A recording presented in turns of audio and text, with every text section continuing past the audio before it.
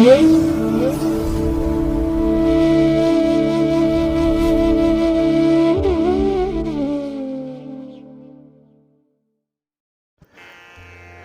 ಮಹಾಗಣಪತಿಯೇ ನಮಃ. ಶ್ರೀ ಗುರುಭ್ಯೋ ನಮಃ. ಹರಿ ಓಂ. ಸಿರಿಗನ್ನಡ ಸುದ್ದಿವಾಹಿನಿಯ ಸದಭಿಮಾನದ ಸಹೃದಯ ವೀಕ್ಷಕ ಮಹಾಶಯರೇ, ತಮಗೆಲ್ಲರಿಗೂ ಕೂಡ ಸಿರಿಗನ್ನಡ ಸುದ್ದಿವಾಹಿನಿಗೆ ಸ್ವಾಗತ. ದಯಾಮಯನಾದಂಥ ಭಗವಂತನ ಅನುಗ್ರಹ ತಮ್ಮೆಲ್ಲರಿಗೆ ಪ್ರಾಪ್ತಿಯಾಗಲಿ, ತಮ್ಮೆಲ್ಲರ ಜೀವನ ಆರೋಗ್ಯದಾಯಕವಾಗಿರಲಿ, ಸಂತೃಪ್ತಿದಾಯಕವಾಗಿರಲಿ ಎಂದು ಭಗವಂತನಲ್ಲಿ ಪ್ರಾರ್ಥನೆಯನ್ನು ಮಾಡ್ತಾ ಈ ದಿನದ ವಿಶೇಷ ಕಾರ್ಯಕ್ರಮವನ್ನು ನೋಡೋಣ. ಹಾಗೆ ದ್ವಾದಶ ರಾಶಿಯವರ ಗೋಚಾರ ಫಲಗಳು ಹೇಗಿವೆ ಅನ್ನೋದನ್ನು ಕೂಡ ತಿಳಿಯೋಣ ಬನ್ನಿ. ವೀಕ್ಷಕರೇ, ಈ ದಿನ ತಮ್ಮ ಹುಟ್ಟುಹಬ್ಬವನ್ನು ಆಚರಿಸ್ಕೊಳ್ತಾ ಇರುವಂಥ ತಮಗೆಲ್ಲರಿಗೂ ಕೂಡ ಹುಟ್ಟುಹಬ್ಬದ ಶುಭಾಶಯಗಳು. ಹಾಗೆ ಈ ದಿನಾಂಕದಂದು ವಿವಾಹವಾಗಿರುವಂಥ ದಂಪತಿಗಳಿಗೂ ಕೂಡ ವಿವಾಹ ವಾರ್ಷಿಕೋತ್ಸವದ ಶುಭಾಶಯಗಳನ್ನು ಹೇಳ್ತಾ ಭಗವಂತ ತಮಗೆಲ್ಲರಿಗೂ ಕೂಡ ಸಕಲ ಸನ್ಮಂಗಳಗಳನ್ನು ಕರುಣಿಸಲಿ ಅಂತ ಹೇಳಿ ಸಿರಿಗನ್ನಡ ಸುದ್ದಿವಾಹಿನಿಯ ಪರವಾಗಿ ಪ್ರಾರ್ಥಿಸುತ್ತೇನೆ. ಪ್ರೀತಿಯ ಬಂಧುಗಳೇ, ಈ ದಿನ 2024 ಜೂನ್ ತಿಂಗಳ 24ನೇ ತಾರೀಕು ಇಂದು ವಾಸರ ಅಂದರೆ ಸೋಮವಾರ. ಈ ಸೋಮವಾರದ ನಿತ್ಯ ಪಂಚಾಂಗ ಫಲ ಹೇಗಿದೆ ನೋಡೋಣ ಬನ್ನಿ. ಶ್ರೀ ಕ್ರೋಧಿ ನಾಮ ಸಂವತ್ಸರೆ, ಉತ್ತರಾಯಣೆ, ಗ್ರೀಷ್ಮ ಋತು, ಜ್ಯೇಷ್ಠ ಮಾಸ, ಕೃಷ್ಣ ಪಕ್ಷದ ತದಿಗೆ 3ನೇ ದಿನದ ತಿಥಿ ಇದೆ. ಇದು ಈ ದಿನ ರಾತ್ರಿ 2:44 ಇರಲಿದೆ. ನಂತರ ಚತುರ್ಥಿ ಆರಂಭ ಆಗುತ್ತೆ. ಈ ದಿನದ ನಕ್ಷತ್ರ ಉತ್ತರಾಷಾಢ ನಕ್ಷತ್ರ. ಇದು ಈ ದಿನ ಸಂಜೆ 5:35 ಇರಲಿದೆ. ನಂತರ ಶ್ರವಣ ನಕ್ಷತ್ರ ಆರಂಭ ಆಗುತ್ತೆ. ಈ ದಿನದ ಕರ್ಣ ಪೂರ್ವಕರ್ಣ ವಣಿಜ. ಇದು ಈ ದಿನ ಮಧ್ಯಾಹ್ನ 2:28 ಇರಲಿದೆ. ನಂತರ ಉತ್ತರ ಕರ್ಣ ವಿಷ್ಟಿ ಅಥವಾ ಭದ್ರ ಆರಂಭ ಆಗುತ್ತೆ. ಈ ದಿನದ ಯೋಗ ಇಂದ್ರಯೋಗ. ಇದು ಈ ದಿನ ಬೆಳಿಗ್ಗೆ 11:50 ಇರಲಿದೆ. ನಂತರ ವೈಧೃತಿ ಯೋಗ ಆರಂಭ ಆಗುತ್ತೆ. ಈ ದಿನದ ದಿಕ್ಷೂಲೆ ಪೂರ್ವ ದಿಕ್ಕು. ಇನ್ನು ಈ ದಿನ ಸೂರ್ಯ ಇರುವಂಥ ರಾಶಿ ಮಿಥುನ, ಚಂದ್ರ ಇರುವಂಥ ರಾಶಿ ಮಕರ. ಹಾಗೆ ರಾಹುಕಾಲ ಇರುವಂಥ ಸಮಯ ಈ ದಿನ ಬೆಳಿಗ್ಗೆ 7:37 ಬೆಳಿಗ್ಗೆ 9:13 ಇನ್ನು ಗುಳಿಕ ಕಾಲ ಈ ದಿನ ಮಧ್ಯಾಹ್ನ 2:01 ಮಧ್ಯಾಹ್ನ 3:37 ಇನ್ನು ಯಮಗಂಡ ಕಾಲ ಈ ದಿನ ಬೆಳಿಗ್ಗೆ 10:49 ಮಧ್ಯಾಹ್ನ 12:25 ಇರಲಿದೆ. ಹಾಗೆ ದುಷ್ಟ ಮುಹೂರ್ತ ಇರುವಂಥ ಸಮಯ ಈ ದಿನ ಮಧ್ಯಾಹ್ನ 12:51 ಮಧ್ಯಾಹ್ನ 1:47 ಹಾಗೆ ಅಪರಾಹ್ನ 3:39 ಅಪರಾಹ್ನ 4:34 ದುಷ್ಟ ಮುಹೂರ್ತ ಇರುವಂಥ ಸಮಯ. ಹಾಗಾಗಿ ಈ ಸಮಯದಲ್ಲಿ ಯಾವುದೇ ಶುಭ ಕಾರ್ಯಗಳನ್ನಾಗಲಿ ಯಾವುದೇ ಪ್ರಯಾಣವನ್ನಾಗಲಿ ಆರಂಭ ಮಾಡಬೇಡಿ. ಏಕೆಂದರೆ ನೀವು ಯಾವುದೇ ಕೆಲಸಗಳನ್ನು ಈ ದುಷ್ಟ ಮುಹೂರ್ತದಲ್ಲಿ ಆರಂಭ ಮಾಡಿದರೆ ಅದರಿಂದ ಬರುವಂತಹ ಫಲಿತಾಂಶಗಳು ಅಷ್ಟೊಂದು ಅನುಕೂಲಕರವಾಗಿ ಇರೋದಿಲ್ಲ. ಆದ್ದರಿಂದಲೇ ಈ ದುಷ್ಟ ಮುಹೂರ್ತವನ್ನು ಅವಾಯ್ಡ್ ಮಾಡುವಂಥದ್ದು ತುಂಬ ಉತ್ತಮ.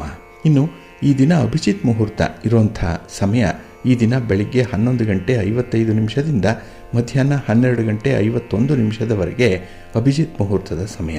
ಹಾಗೆ ಈ ದಿನ ವಿಶೇಷವಾಗಿ ಅಮೃತ ಕಾಲ ಇರುವಂಥ ಸಮಯ ಈ ದಿನ ಬೆಳಿಗ್ಗೆ 9:47 ಬೆಳಿಗ್ಗೆ 11:19 ಅಮೃತ ಕಾಲದ ಸಮಯ. ಇನ್ನು ಈ ದಿನ ಸೂರ್ಯೋದಯ ಆಗುವಂಥ ಸಮಯ ಪ್ರಾತಃ ಕಾಲ 5:53 ಸೂರ್ಯಾಸ್ತ ಸಂಜೆ 6:49.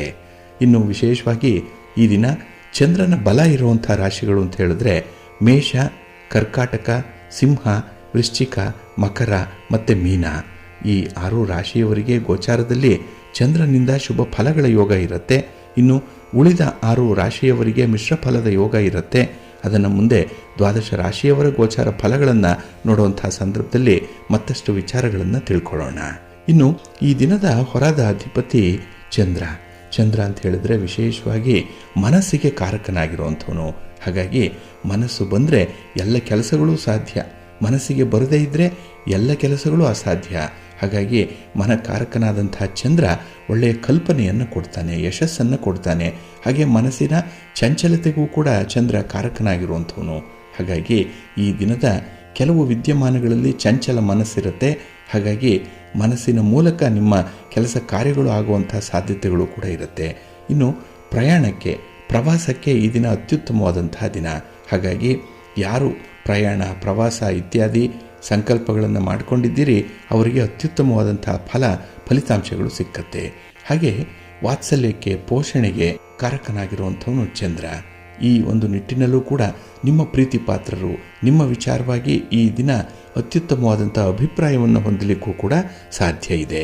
ಹಾಗಾಗಿ ಈ ದಿನದ ಗುರುಹೋರ ಏನಿದೆ ಇದು ಇರುವಂಥ ಸಮಯ ಅಂತ ಹೇಳಿದ್ರೆ ಈ ದಿನ ಬೆಳಿಗ್ಗೆ 8:04 ಬೆಳಿಗ್ಗೆ 9:08 ಇನ್ನು ಅಪರಾಹ್ನ 3:35 ಅಪರಾಹ್ನ 4:40 ಇನ್ನು ರಾತ್ರಿ 10:31 ರಾತ್ರಿ 11:26 ಗುರುಹೋರ ಇರುವಂಥ ಸಮಯ.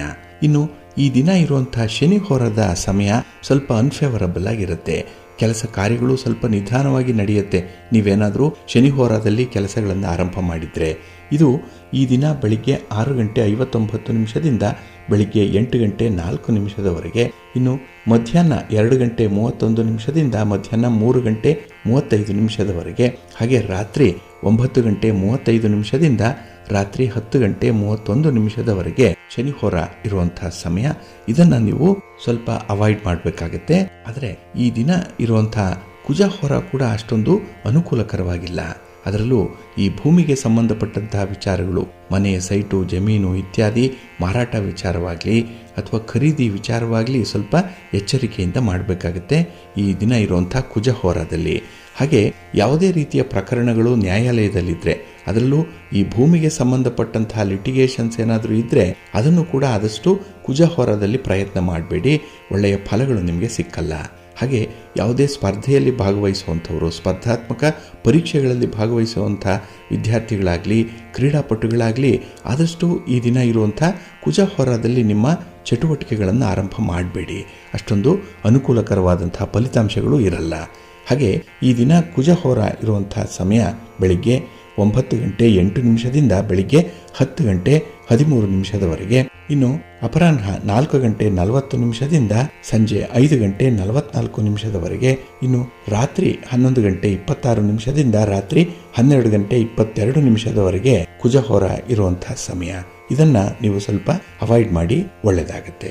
ಹಾಗಾಗಿ ಬಂಧುಗಳೇ, ನಿಮ್ಮ ಕೆಲಸ ಕಾರ್ಯಗಳನ್ನ ಒಳ್ಳೆಯ ಸಮಯದಲ್ಲಿ ಆರಂಭ ಮಾಡಿ, ಒಳ್ಳೆಯ ಮುಹೂರ್ತ ಯಾವುದಿದೆ ಅನ್ನುವಂಥದ್ದನ್ನ ತಿಳ್ಕೊಳ್ಳಿ. ಅದಕ್ಕಾಗಿನೇ ಪ್ರತಿನಿತ್ಯ ನೀವು ಪಂಚಾಂಗ ಶ್ರವಣವನ್ನ ಮಾಡಬೇಕು. ಸಿರಿಗನ್ನಡ ಸುದ್ದಿವಾಹಿನಿ ಪ್ರತಿನಿತ್ಯ ಪ್ರಸಾರ ಮಾಡುವಂತಹ ಈ ಪಂಚಾಂಗದ ವಿವರಗಳನ್ನು ಕೇಳಿಸ್ಕೊಳ್ಳಿ. ಇದರಲ್ಲಿ ನಿಮಗೆ ಬೇಕಾದಂತಹ ಮಾಹಿತಿಗಳು ಅನುಸರಣೆ ಮಾಡಲಿಕ್ಕೆ ಅನುಕೂಲಕರವಾಗಿ ಸಿಕ್ಕತ್ತೆ. ನಿಮ್ಮ ಪ್ರಯತ್ನಗಳು ತುಂಬಾ ಯಶಸ್ವಿಯಾಗುವಂಥದ್ದು ಒಳ್ಳೆಯ ಮುಹೂರ್ತದಲ್ಲಿ ಆರಂಭ ಆದಾಗ ಅದನ್ನ ನೀವು ನಂಬಿಕೆಯಿಂದ ಮುಂದುವರಿಸಿ ಒಳ್ಳೆಯದಾಗುತ್ತೆ. ಹಾಗೆ ಬಂಧುಗಳೇ, ನಾವು ಕೈಗೊಳ್ಳುವಂತಹ ಕೆಲಸ ಕಾರ್ಯಗಳು ಯಶಸ್ವಿಯಾಗಲಿ ಅಂತ ಹೇಳಿ ನಾವು ಹಲವಾರು ಪೂಜೆಗಳನ್ನು, ಹಲವಾರು ವ್ರತಗಳನ್ನು, ಯಜ್ಞ ಯಾಗಾದಿಗಳನ್ನು, ಹೋಮಗಳನ್ನು ಮಾಡುವಂಥದ್ದು ಇದೆ. ಇದು ನಮ್ಮ ಒಂದು ಸಂಕಲ್ಪ ಈಡೇರಲಿ ಅನ್ನುವಂಥ ಒಂದು ವಿಚಾರ. ಅದೇ ರೀತಿ ನಾವು ಕೆಲವು ದೇವರ ದರ್ಶನಗಳನ್ನು ಮಾಡುವಂಥದ್ದು ಇದೆ. ದೇವ ಸನ್ನಿಧಿಗೆ ಹೋಗಿ ಬಂದು ಅಲ್ಲಿ ಮುಡಿಪನ್ನು, ಕಾಣಿಕೆಯನ್ನು, ಕೆಲವೊಂದು ಪೂಜೆಗಳನ್ನು ಮಾಡಿಸುವಂಥ ವಿಚಾರ ಕೂಡ ನಮ್ಮ ಮನಸ್ಸಿಗೆ ಬರುತ್ತೆ. ಹಾಗೆ ನಮ್ಮ ಕುಲದೇವರಾಗಲಿ ನಮ್ಮ ಇಷ್ಟ ದೇವರನ್ನಾಗಲಿ ದರ್ಶನ ಮಾಡಿಕೊಂಡು ಬರೋಣ ಅನ್ನುವಂಥ ಒಂದು ವಿಚಾರ ಕೂಡ ಇರುತ್ತೆ. ಹಾಗಾಗಿ ನಾವು ಯಾವುದೇ ಒಂದು ದೇವಾಲಯಕ್ಕೆ ಹೋದಾಗ ದೇವರ ದರ್ಶನವನ್ನು ಯಾವ ರೀತಿಯಲ್ಲಿ ಮಾಡಬೇಕು, ಅದರಲ್ಲೂ ನಾವು ಯಾತ್ರೆಯನ್ನು ಮಾಡ್ತೀವಿ, ದೇವಸ್ಥಾನಕ್ಕೆ ಹೋಗ್ತೀವಿ. ಆ ಸಂದರ್ಭದಲ್ಲಿ ದೇವಸ್ಥಾನದಲ್ಲಿ ದೇವರ ದರ್ಶನವನ್ನು ಹೇಗೆ ಮಾಡಬೇಕು ಅನ್ನುವಂಥ ವಿಚಾರವನ್ನು ನಮ್ಮ ಪೂರ್ವಜರು ಸರಿಯಾದ ಕ್ರಮಬದ್ಧವಾಗಿ ತಿಳಿಸಿದ್ದಾರೆ. ಹಾಗಾಗಿ ನಾವು ಅದರಂತೆ ನಮ್ಮ ಹಿರಿಯರ ಮಾರ್ಗದರ್ಶನದಂತೆ ನಡೆದರೆ ಆ ಭಗವಂತನ ದರ್ಶನದ ಪೂರ್ಣ ಫಲ ನಮಗೆ ಸಿಕ್ಕತ್ತೆ, ಯಾತ್ರಾ ಫಲ ನಮಗೆ ದಕ್ಕತ್ತೆ. ಹಾಗಾಗಿ ನಾವು ಯಾತ್ರಾರ್ಥಿಯಾದಾಗ ದೇವರ ಪ್ರಥಮ ದರ್ಶನ ಸಮಯದಲ್ಲಿ ಮೊದಲು ದೇವಸ್ಥಾನದ ಗೋಡೆಗೆ ಹೊರಗೆ ನಿಂತು ಕೈ ಮುಗಿದು ಈ ರೀತಿ ಹೇಳ್ಕೊಳ್ಬೇಕಂತೆ: 100 ಕೋಟಿ ತೀರ್ಥಗಳ ಸ್ನಾನ ಮಾಡಿಸು, ವಿರಜಾ ನದಿಯ ಸ್ನಾನ ಮಾಡಿಸು, ತಾರಕ ಬ್ರಹ್ಮದೇವರಿಂದ ತತ್ವ ಉಪದೇಶ ಮಾಡಿಸು, ವೈಕುಂಠಕ್ಕೆ ನನ್ನನ್ನು ಕರೆದೊಯ್ದು ನಿನ್ನ ದರ್ಶನ ಮಾಡಿಸು ಅಂತ ಹೇಳಿ ಪ್ರಾರ್ಥನೆಯನ್ನು ಮಾಡಿಕೊಳ್ಬೇಕು. ನಂತರ ಹೊರಗಿನಿಂದಲೇ ದೇವರ ದರ್ಶನವನ್ನು ಮಾಡಬೇಕು. ಅದಕ್ಕೆ ಧೂಳಿ ದರ್ಶನ ಅಂತ ಹೇಳಿ ಕರೀತಾರೆ. ಇಲ್ಲಿ ಧೂಳಿ ದರ್ಶನಂ ಪಾಪನಾಶನಂ ಅಂತ ಹೇಳುವಂಥದ್ದು ಈ ಕಾರಣಕ್ಕಾಗಿ. ಅಂದರೆ ಈ ಧೂಳಿ ದರ್ಶನದಿಂದ ಪಾಪ ನಾಶವಾಗುತ್ತೆ ಅನ್ನುವಂಥ ಒಂದು ನಂಬಿಕೆ ಇದೆ. ಹಾಗೆ ನಾವು ದೇವರ ದರ್ಶನವನ್ನು ಮಾಡುವಂತಹ ಸಂದರ್ಭದಲ್ಲಿ ದೇವಾಲಯವನ್ನು ಪ್ರವೇಶ ಮಾಡಲಿಕ್ಕೂ ಮೊದಲು ನಾವು ಶಿಖರ ದರ್ಶನವನ್ನು ಮಾಡಬೇಕು, ಅಂದರೆ ಗೋಪುರ ದರ್ಶನವನ್ನು ಮಾಡಬೇಕು. ಹಾಗಾಗಿ ತಲೆಯಲ್ಲಿರುವಂತಹ ಚಿಂತೆಗಳನ್ನೆಲ್ಲ ಬಿಟ್ಟು ಶಿಖರ ದರ್ಶನವನ್ನು ಮಾಡಿ ಅಂತ ಹೇಳ್ತಾರೆ. ಯಾಕೆಂದರೆ ಶಿಖರ ದರ್ಶನಂ ಚಿಂತಾನಾಶನಂ ಅಂತ ಹೇಳುವಂಥದ್ದು. ಹಾಗಾಗಿ ದೇವಸ್ಥಾನದ ಒಳಗೆ ಹೋಗುವಾಗ ಯಾವುದೇ ರೀತಿಯ ಚಿಂತೆಗಳು ಮನಸ್ಸಿನಲ್ಲಿ ಇರಬಾರ್ದು. ಮನಸ್ಸು ನಿರ್ಮಲವಾಗಿರಬೇಕು. ಭಗವಂತನಲ್ಲಿ ಮಾತ್ರ ಏಕಾಗ್ರತೆಯನ್ನು ಇಟ್ಕೊಳ್ಳಿಕ್ಕೆ ನಮ್ಮ ಮನಸ್ಸನ್ನು ಹಿಡಿತದಲ್ಲಿ ಇಟ್ಕೊಳ್ಬೇಕು. ಅದಕ್ಕಾಗಿಯೇ ನಾವು ಶಿಖರ ದರ್ಶನವನ್ನು ಮಾಡಿದ್ರೆ ಈ ಫಲ ನಮಗೆ ಸಿಕ್ಕತ್ತೆ. ನಂತರ ದೇವಸ್ಥಾನದ ಒಳಗೆ ಹೋಗುವಾಗ ಕೈಕಾಲುಗಳನ್ನು ತೊಳೆದಿರಬೇಕು.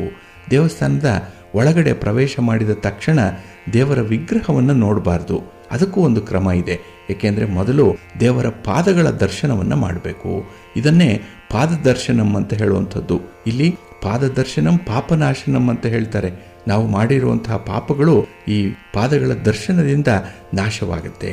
ಹಾಗಾಗಿ ಮೊದಲು ಭಗವಂತನ ಪಾದಗಳನ್ನು ನೋಡಬೇಕು, ಇಲ್ಲ ಪಾದಗಳಿರುವಂತಹ ಜಾಗವನ್ನು ನಾವು ನೋಡಬೇಕು. ನಂತರ ಕಟಿ ದರ್ಶನಂ ಕಾಮನಾಶನಂ ಅಂತ ಹೇಳ್ತಾರೆ. ಹಾಗಾಗಿ ಭಗವಂತನ ಸೊಂಟದ ಭಾಗವನ್ನು ನಾವು ನೋಡಬೇಕು. ನಂತರ ನಾಭಿ ದರ್ಶನವನ್ನು ಮಾಡಬೇಕು. ನಾಭಿ ದರ್ಶನಂ ನರಕನಾಶನಂ ಅಂತ ಹೇಳುವಂಥದ್ದು ಈ ಕಾರಣಕ್ಕಾಗಿಯೇ. ನಂತರ ಭಗವಂತನ ಕಂಠ ದರ್ಶನವನ್ನು ಮಾಡಬೇಕು. ಕಂಠದರ್ಶನಂ ವೈಕುಂಠ ಸಾಧನಂ ಅಂತ ಹೇಳುವಂಥದ್ದು ಇದೆ. ನಂತರ ಭಗವಂತನ ಮುಖವನ್ನು ದರ್ಶನ ಮಾಡಬೇಕು. ಮುಖದರ್ಶನಂ ಮುಕ್ತಿ ಸಾಧನಂ ಅಂತ ಹೇಳ್ತಾರೆ. ನಂತರ ಭಗವಂತನ ಕಿರೀಟವನ್ನು ದರ್ಶನ ಮಾಡಬೇಕು. ಕಿರೀಟ ದರ್ಶನಂ ಪುನರ್ಜನ್ಮ ನಾಶನಂ ಅನ್ನುವಂಥದ್ದು ಇದೆ. ಹಾಗಾಗಿ ಈ ಪುನರ್ಜನ್ಮ ಬೇಡ, ಜೀವನ ಚಕ್ರವೇ ಬೇಡ ಅಂತ ಹೇಳುವಂಥವರು ಕಿರೀಟ ದರ್ಶನವನ್ನು ಭಯಭಕ್ತಿಗಳಿಂದ ಮಾಡಿದಾಗ ನಮಗೆ ಭಗವಂತನ ಅನುಗ್ರಹ ಉಂಟಾಗುತ್ತೆ ಅನ್ನುವಂಥ ಒಂದು ವಿಚಾರ ಇದೆ. ಹಾಗಾಗಿನೇ ಸರ್ವದರ್ಶನ ಸರ್ವಾಂಗ ದರ್ಶನಂ ಸರ್ವ ಪಾಪ ನಾಶನಂ ಅಂತ ಹೇಳುವಂಥದ್ದು. ಕೊನೆಗೆ ಇಡೀ ಭಗವಂತನ ಆಕೃತಿಯ ದರ್ಶನವನ್ನು ಮಾಡಬೇಕು. ಇದು ನಾವು ಮಾಡಿರುವಂಥ ಎಲ್ಲ ಪಾಪಗಳು ಕೂಡ ನಾಶನವಾಗುತ್ತೆ ಅನ್ನುವಂಥದ್ದು. ಆಗ ಅಂದರೆ ಸರ್ವಾಂಗ ದರ್ಶನ ಮಾಡಿ ದೇವರಲ್ಲಿ ಬೇಡಿಕೆಗಳನ್ನು ಮಂಡಿಸಬೇಕು ಅನ್ನುವಂಥ ವಿಚಾರ ಇದೆ. ಹಾಗಾಗಿ ಇನ್ನು ಮುಂದೆ ಯಾತ್ರೆಗೆ ಹೋದಾಗ, ದೇವರ ದರ್ಶನಕ್ಕೆ ಹೋದಾಗ, ನಿಮ್ಮ ಕುಲದೇವರು ಮನೆ ದೇವರಿಗೆ ಹೋದಾಗ ವಿಶೇಷವಾಗಿ ಈ ಕ್ರಮವನ್ನು ಅನುಸರಣೆ ಮಾಡಿ ನಿಮ್ಮ ಬೇಡಿಕೆಗಳು ಇಷ್ಟಾರ್ಥಗಳು ಬೇಗ ಸಿದ್ಧಿಸುತ್ತೆ. ಹಾಗಾಗಿ ನಮ್ಮ ಹಿರಿಯರು ಹೇಳಿಕೊಟ್ಟಿರುವಂತಹ ವಿಚಾರಗಳಲ್ಲಿ ಕೆಲವೊಂದು ಮಹತ್ವಗಳು ಅಡಕವಾಗಿದೆ. ಅದನ್ನು ನಾವು ಹೆಕ್ಕಿ ತೆಗೆಯುವಂಥ ಒಂದು ಪ್ರಯತ್ನವನ್ನು ಮಾಡಬೇಕು. ಮುಂದಿನ ಪೀಳಿಗೆಯವರಿಗೆ ಈ ಒಂದು ವಿಚಾರ ಹರಿದು ಬರಬೇಕು. ಆ ಒಂದು ಜವಾಬ್ದಾರಿ ನಮ್ಮೆಲ್ಲರ ಮೇಲಿದೆ ಅನ್ನುವಂಥ ವಿಚಾರಗಳನ್ನು ತಿಳಿಸ್ತಾ, ಬಂಧುಗಳೇ, ಬಹಳ ವಿಶೇಷವಾಗಿ ನೀವು ಭಗವಂತನ ದರ್ಶನ ಮಾಡಬೇಕಾಗಿರುವಂಥದ್ದು ಬ್ರಾಹ್ಮಿ ಮುಹೂರ್ತದಲ್ಲಿ, ಬ್ರಹ್ಮ ಮುಹೂರ್ತ. ಹಾಗಾಗಿ ನೀವು ಎಲ್ಲಿಗಾದರೂ ಹೋದಾಗ ಈ ಬ್ರಾಹ್ಮಿ ಮುಹೂರ್ತದಲ್ಲೇ ದರ್ಶನಕ್ಕೆ ವ್ಯವಸ್ಥೆಯನ್ನು ಮಾಡಿಕೊಳ್ಳಿ. ಇದು ಬಹಳ ಅತ್ಯುತ್ತಮವಾದ ಫಲವನ್ನು ತಂದುಕೊಡುತ್ತೆ. ಅದರಲ್ಲೂ ಈ ಬ್ರಾಹ್ಮಿ ಮುಹೂರ್ತದಲ್ಲಿ ವಿಷ್ಣುವಿನ ಅಥವಾ ಶಿವನ ದರ್ಶನವನ್ನು ಮಾಡಿದ್ರೆ ಅದರಲ್ಲಿ ಯಾವ ಕಾರ್ಯದಲ್ಲಿ ಅಡೆತಡೆ ಇದೆಯೋ ಅದು ನಿವಾರಣೆಯಾಗತ್ತೆ ಅನ್ನುವಂಥ ಒಂದು ವಿಚಾರ ಇದೆ. ಹಾಗಾಗಿ ಕಾರ್ಯ ನಿರ್ವಿಘ್ನವಾಗಿ ನೆರವೇರಬೇಕು ಅಂತ ಹೇಳಿದ್ರೆ ಆ ಸಂದರ್ಭದಲ್ಲಿ ನಾವು ಭಗವಂತನಿಗೆ ಸೇವೆಯನ್ನು ಮಾಡಿಸುವಂಥದ್ದು, ಹಾಗೆ ಭಗವಂತನ ಪೂರ್ಣ ದರ್ಶನವನ್ನು ಮಾಡುವಂಥದ್ದನ್ನು ಮಾಡಬೇಕು. ಹಾಗಾಗಿ 3 ತಿಂಗಳ ಒಳಗಾಗಿ ಆ ಕಾರ್ಯ ಸಫಲವಾಗುತ್ತೆ, ಕಾರ್ಯಸಿದ್ಧಿ ಉಂಟಾಗುತ್ತೆ, ಕಾರ್ಯದಲ್ಲಿ ಇದ್ದಂತಹ ಅಡೆತಡೆಗಳು ದೂರವಾಗುತ್ತೆ. ಹಾಗಾಗಿ ನಾವು ಒಂದು ಕಾರ್ಯ ಯಶಸ್ವಿ ಆಗಬೇಕು ಅಂತ ಹೇಳಿದ್ರೆ ಅದರಲ್ಲೂ ನಂಬಿಕೆಯಿಂದ, ಆಧ್ಯಾತ್ಮಿಕವಾಗಿ ನಂಬಿಕೆ ಇರುವಂಥವರು ಮಾಡೋ ಕೆಲಸ ಅಂತ ಹೇಳಿದ್ರೆ ನಮ್ಮ ಕುಲದೇವರು ಅಥವಾ ಮನೆ ದೇವರ ದರ್ಶನವನ್ನು ಮಾಡಿ ಪೂಜೆ ಮಾಡಿಸಿ ಅಲ್ಲಿಂದ ವರವನ್ನು ಕೇಳಿಕೊಂಡು ಬಂದು ಕಾರ್ಯವನ್ನು ಪ್ರಾರಂಭ ಮಾಡುವಂಥದ್ದು ಇದೆ. ಹಾಗಾಗಿ 3 ತಿಂಗಳ ಒಳಗಾಗಿ ನಿಮ್ಮ ಕಾರ್ಯ ಯಶಸ್ವಿಯಾಗಿ ಪೂರ್ಣಗೊಳ್ಳುತ್ತೆ ನೀವು ಬ್ರಾಹ್ಮಿ ಮುಹೂರ್ತದಲ್ಲಿ ದೇವಾಲಯ ದರ್ಶನವನ್ನು ಮಾಡಿದಾಗ. ಹಾಗಾಗಿ ಇಂತಹ ವಿಚಾರಗಳಲ್ಲಿ ಆಸಕ್ತಿ ಇದ್ದರೆ ನೀವು ಮುಂದುವರಿಸಿ, ಖಂಡಿತ ಒಳ್ಳೆಯದಾಗತ್ತೆ. ಬಂಧುಗಳೇ, ಈ ದಿನದ ವಿಶೇಷ ಕಾರ್ಯಕ್ರಮದಲ್ಲಿ ನಾವು ಈ ಸೋಮವಾರದ ಶಿವನ ಆರಾಧನೆಯ ಬಗ್ಗೆ ಕೆಲವು ಮಾಹಿತಿಗಳನ್ನು ನೋಡೋಣ. ನಮ್ಮ ಹಿಂದೂ ಧರ್ಮದಲ್ಲಿ ಶಿವನನ್ನು ಲಿಂಗದ ರೂಪದಲ್ಲಿ ಆರಾಧನೆ ಮಾಡ್ತಾರೆ. ಅದರಲ್ಲೂ ಸೋಮವಾರ ಅಂತ ಹೇಳಿದ್ರೆ ವಿಶೇಷವಾಗಿ ಶಿವನನ್ನು ಪೂಜೆ ಮಾಡುವಂಥದ್ದು. ಯಾಕೆಂದರೆ ಸೋಮವಾರ ಶಿವನಿಗೆ ಅರ್ಪಿತವಾದಂತಹ ದಿನ ಅಂತ ಹೇಳಿ ಪರಿಗಣಿಸಲ್ಪಟ್ಟಿರುವಂಥದ್ದು. ಇನ್ನು ನಮ್ಮ ಧಾರ್ಮಿಕ ನಂಬಿಕೆಗಳ ಪ್ರಕಾರ ಶಿವಲಿಂಗವನ್ನು ಪೂಜೆ ಮಾಡೋದ್ರಿಂದ ಎಲ್ಲ ತೊಂದರೆಗಳು ಕೂಡ ದೂರ ಆಗುತ್ತೆ, ಹಾಗೆ ಸಂತೋಷ ಮತ್ತು ಸಮೃದ್ಧಿಯನ್ನು ತರುತ್ತೆ ಅನ್ನುವಂಥ ಒಂದು ನಂಬಿಕೆ ಇದೆ. ಹಾಗೆ ವ್ಯಕ್ತಿ ತನ್ನ ಆಸೆಗಳನ್ನು ಪೂರೈಸಿಕೊಳ್ಳಿಕ್ಕೆ ಶಿವನ ದರ್ಶನವನ್ನು ಮಾಡಬೇಕು ಅನ್ನುವಂಥದ್ದು, ಹಾಗೆ ಶಿವನ ಪೂಜೆಗಾಗಿ ಶಿವಲಿಂಗವನ್ನು ಪೂಜೆ ಮಾಡಬೇಕು ಅನ್ನುವಂಥದ್ದು ವಿಶೇಷ ಫಲವನ್ನು ಕೊಡುವಂಥ ಒಂದು ವಿಚಾರ. ಹಾಗಾಗಿ ಎಲ್ಲ ಶಾಸ್ತ್ರಗಳಲ್ಲಿ ಹೇಳಲ್ಪಟ್ಟಿರುವಂಥದ್ದು ಸೋಮವಾರದ ದಿನ ಶಿವನ ದರ್ಶನ ಮಾಡಿ ಅಥವಾ ಶಿವನ ಸ್ತೋತ್ರವನ್ನು ಪಠಣ ಮಾಡಿಕೊಳ್ಳಿ ಅನ್ನುವಂಥದ್ದು. ಇದರಿಂದ ಅನೇಕ ರೀತಿಯ ಗ್ರಹ ದೋಷಗಳು ಕೂಡ ದೂರ ಆಗುತ್ತೆ ಈ ಶಿವನ ಆರಾಧನೆಯಿಂದ ಅಥವಾ ಶಿವನ ದರ್ಶನದಿಂದ ಅನ್ನುವಂಥ ಒಂದು ವಿಚಾರ ಕೂಡ ಇದೆ. ಆದರೆ ಶಿವಲಿಂಗದ ಆರಾಧನೆ ಕೆಲವು ಪ್ರಮುಖ ನಿಯಮಗಳನ್ನು ಗ್ರಂಥಗಳಲ್ಲಿ ಉಲ್ಲೇಖ ಮಾಡಿರುವಂಥದ್ದನ್ನು ನೀವು ಗಮನಿಸಬೇಕು. ಇಲ್ಲಿ ಶಿವ ಪೂಜೆಯ ಶುಭ ಫಲಿತಾಂಶಗಳನ್ನು ಪೂರ್ಣ ಪ್ರಮಾಣದಲ್ಲಿ ಪಡ್ಕೊಳ್ಬೇಕು ಅಂತ ಹೇಳಿದ್ರೆ ನಾವು ಕೆಲವೊಂದು ನಿಯಮಗಳನ್ನು ಅನುಸರಣೆ ಮಾಡಬೇಕಾಗತ್ತೆ. ಅದರಿಂದ ಈ ಪೂಜೆಯ ಪೂರ್ಣ ಫಲ ನಮಗೆ ಸಿಕ್ಕತ್ತೆ. ಹಾಗಾಗಿ ಅಂತಹ ನಿಯಮಗಳು ಯಾವ್ಯಾವುದು, ಯಾವ ರೀತಿ ಸರಳವಾಗಿರುವಂತಹ ನಿಯಮಗಳನ್ನು ನಾವು ಅನುಸರಣೆ ಮಾಡಬೇಕು ಅನ್ನುವಂಥದ್ದನ್ನು ಮೊದಲು ತಿಳ್ಕೊಳ್ಬೇಕಾಗತ್ತೆ. ಇಲ್ಲಿ ಶಾಸ್ತ್ರಗಳಲ್ಲಿ ಹೇಳಿರೋ ಪ್ರಕಾರ ಸ್ನಾನ ಮತ್ತು ಧ್ಯಾನ ಎರಡನ್ನ ಮಾಡಿದ ನಂತರವೇ ಶಿವಲಿಂಗ ದರ್ಶನವನ್ನು ಮಾಡಬೇಕು, ಶಿವ ಪೂಜೆಯನ್ನು ಮಾಡಬೇಕು. ಮತ್ತು ಶುದ್ಧವಾದ ಮನಸ್ಸು ಮತ್ತು ದೇಹದಿಂದ ಶಿವಲಿಂಗವನ್ನು ಪೂಜೆ ಮಾಡೋದ್ರಿಂದ, ಅಂದರೆ ನಮ್ಮ ಮನಸ್ಸು ದೇಹ ಎರಡೂ ಕೂಡ ಶುದ್ಧವಾಗಿದ್ದಾಗ ಮಾತ್ರ ಶಿವಲಿಂಗವನ್ನು ಪೂಜೆ ಮಾಡಬೇಕು. ಆಗ ವಿಶೇಷ ಪ್ರಯೋಜನಗಳು ಸಿಕ್ಕತ್ತೆ. ಹಾಗಾಗಿ ಶಿವ ಪೂಜೆಗೂ ಮುನ್ನ ಶುದ್ಧತೆಯ ಬಗ್ಗೆ ಕಾಳಜಿ ವಹಿಸಬೇಕು ಅನ್ನುವಂಥದ್ದನ್ನು ಗಮನದಲ್ಲಿ ಇಟ್ಕೊಳ್ಬೇಕು. ಇನ್ನು ಶಿವಲಿಂಗವನ್ನು ಶುದ್ಧವಾದ ಜಲದಿಂದ ಮತ್ತು ಪಂಚಾಮೃತವನ್ನು ಅರ್ಪಿಸಿ ಅಭಿಷೇಕವನ್ನು ಮಾಡಬೇಕು. ಇದರ ನಂತರ ಮಹಾದೇವನಿಗೆ ಭಸ್ಮವನ್ನು ಮತ್ತು ಶ್ರೀಗಂಧದ ತಿಲಕವನ್ನು ಇಡಬೇಕು. ಈ ಅಲಂಕಾರ ಶಿವ ತನ್ನ ಭಕ್ತನ ಮೇಲೆ ಶೀಘ್ರದಲ್ಲೇ ಸಂತುಷ್ಟನಾಗಲಿಕ್ಕೆ ಒಂದು ಕಾರಣವನ್ನು ಒದಗಿಸಿಕೊಡುತ್ತೆ ಅನ್ನುವಂಥ ಒಂದು ವಿಚಾರ ಇದೆ. ಆದರೆ ಶಿವಲಿಂಗಕ್ಕೆ ಯಾವುದೇ ಕಾರಣಕ್ಕೂ ಕೂಡ ಅರಿಶಿನವನ್ನು, ಕುಂಕುಮವನ್ನು ಅಥವಾ ಸಿಂಧೂರವನ್ನು ತಪ್ಪಾಗಿಯೂ ಕೂಡ ಅರ್ಪಿಸಬಾರ್ದು. ಏಕೆಂತ ಹೇಳಿದ್ರೆ ಇವುಗಳನ್ನು ಮಹಿಳೆಯರ ಅಲಂಕಾರದ ರೂಪಗಳು ಅಂತ ಹೇಳಿ ಪರಿಗಣಿಸಲ್ಪಟ್ಟಿರುವಂಥದ್ದು. ಆದರೆ ಭಗವಾನ್ ಶಿವ ಆದಿಯೋಗಿ, ಶ್ರೀಗಂಧ ಮತ್ತು ಭಸ್ಮವನ್ನು ಮಾತ್ರ ಶಿವನ ಅಲಂಕಾರಕ್ಕೆ ಸೂಕ್ತ ಅಂತ ಹೇಳಿ ಪರಿಗಣಿಸಲ್ಪಟ್ಟಿರುವಂಥದ್ದು ಈ ಒಂದು ಹಿನ್ನೆಲೆಯಲ್ಲೇ. ಹಾಗೆ ಶಿವಲಿಂಗವನ್ನು ಪೂಜೆ ಮಾಡುವಂತಹ ಸಮಯದಲ್ಲಿ ಶಿವನಿಗೆ ಹಾಲು, ನೀರು, ಕಪ್ಪು ಎಳ್ಳು ಮತ್ತು ಬಿಲ್ವಪತ್ರೆ ಇವುಗಳನ್ನು ಅರ್ಪಿಸಿದ್ರೆ ಶಿವ ಬಹಳ ಬೇಗ ಪ್ರಸನ್ನನಾಗ್ತಾನೆ ಅನ್ನುವಂಥ ಒಂದು ವಿಚಾರ ಕೂಡ ಇದೆ. ಹಾಗಾಗಿ ಶಿವಲಿಂಗದ ಮೇಲೆ ಕೇದಿಗೆ ಅಥವಾ ಚಂಪಾ ಹೂಗಳನ್ನು ಕೂಡ ಅರ್ಪಿಸಬಾರ್ದು, ಸಂಪಿಗೆಯನ್ನು ಅರ್ಪಿಸಬಾರ್ದು ಅನ್ನುವಂಥದ್ದು ಕೂಡ ಇದೆ. ಇದರೊಂದಿಗೆ ಜಲಾಭಿಷೇಕದ ನಂತರವೇ ಬಿಲ್ವಪತ್ರೆಗಳನ್ನು ಅರ್ಪಿಸಬೇಕು ಅನ್ನುವಂಥದ್ದು. ಇನ್ನು ಶಿವಲಿಂಗದ ಮೇಲೆ ಗಂಟೆ ಹೂವು, ಧಾತುರ, ಬಿಳಿ ಎಕ್ಕದ ಹೂವು, ಸುಗಂಧರಾಜ, ಮಲ್ಲಿಗೆ ಅಥವಾ ಕಾಕಡ ಈ ಹೂಗಳನ್ನು ಮಾತ್ರ ಅರ್ಪಿಸಬೇಕು ಅನ್ನುವಂಥದ್ದನ್ನು ಶಾಸ್ತ್ರಗಳಲ್ಲಿ ಹೇಳಿದ್ದಾರೆ. ಹಾಗೆ ಶಿವಲಿಂಗದ ಪೂಜಾ ಸಮಯದಲ್ಲಿ ಶಿವಲಿಂಗಕ್ಕೆ ಸಂಪೂರ್ಣವಾಗಿ ಪ್ರದಕ್ಷಿಣೆಯನ್ನು ಮಾಡಬಾರ್ದು, ಅರ್ಧ ಪರಿಕ್ರಮವನ್ನು ಮಾತ್ರ ಮಾಡಬೇಕು. ಶಿವಲಿಂಗಕ್ಕೆ ಸಾಷ್ಟಾಂಗ ನಮಸ್ಕಾರವನ್ನು ಮಾಡಬೇಕು. ಇನ್ನು ಶಿವಲಿಂಗವನ್ನು ಪೂಜೆ ಮಾಡುವ ಮೊದಲು ಆದಿಪೂಜಿತ ವಿಘ್ನೇಶ್ವರ ಮತ್ತು ಪಾರ್ವತೀ ದೇವಿಯನ್ನು ಕೂಡ ಪೂಜೆ ಮಾಡಬೇಕು ಅನ್ನುವಂಥ ಒಂದು ವಿಚಾರ ಇದೆ. ಹಾಗಾಗಿ ಶಿವನನ್ನು ಪೂಜೆ ಮಾಡುವುದರ ಜೊತೆಗೆ ಶಿವನ ಪರಿವಾರ ದೇವತೆಗಳನ್ನು ಕೂಡ ಸ್ಮರಣೆ ಮಾಡ್ತಾ ಮಾನಸ ಪೂಜೆಯನ್ನು ಮಾಡಬೇಕು. ಅಂದರೆ ಮನಸ್ಸಿನೊಳಗೆ ಪೂಜೆಯನ್ನು ನೆರವೇರಿಸಬೇಕು ಅನ್ನುವಂಥದ್ದು ಕೂಡ ಶಾಸ್ತ್ರದಲ್ಲಿ ಇರುವಂಥದ್ದು. ಶಿವಲಿಂಗವನ್ನು ಪೂಜೆ ಮಾಡುವಾಗ ಕಡ್ಡಾಯವಾಗಿ ಮಹಾಮೃತ್ಯುಂಜಯ ಮಂತ್ರವನ್ನು ಪಠಣ ಮಾಡಬೇಕು. ಇನ್ನು ಜಲಾಭಿಷೇಕದ ಸಂದರ್ಭದಲ್ಲೂ ಕೂಡ ಮಹಾಮೃತ್ಯುಂಜಯ ಮಂತ್ರವನ್ನು ಪಠಣ ಮಾಡೋದ್ರಿಂದ ಪೂಜೆಯ ಸಂಪೂರ್ಣ ಫಲಿತಾಂಶ ಪ್ರಾಪ್ತಿಯಾಗುತ್ತೆ. ಹಾಗೆ ನಮ್ಮ ಪೂಜೆ ಯಶಸ್ವಿ ಆಗಬೇಕು ಅಂತ ಹೇಳಿದ್ರೆ ಶಾಸ್ತ್ರಗಳಲ್ಲಿ ಹೇಳಿರುವ ರೀತಿಯಲ್ಲೇ ಶಿವನ ದರ್ಶನವನ್ನು ಮಾಡಬೇಕು.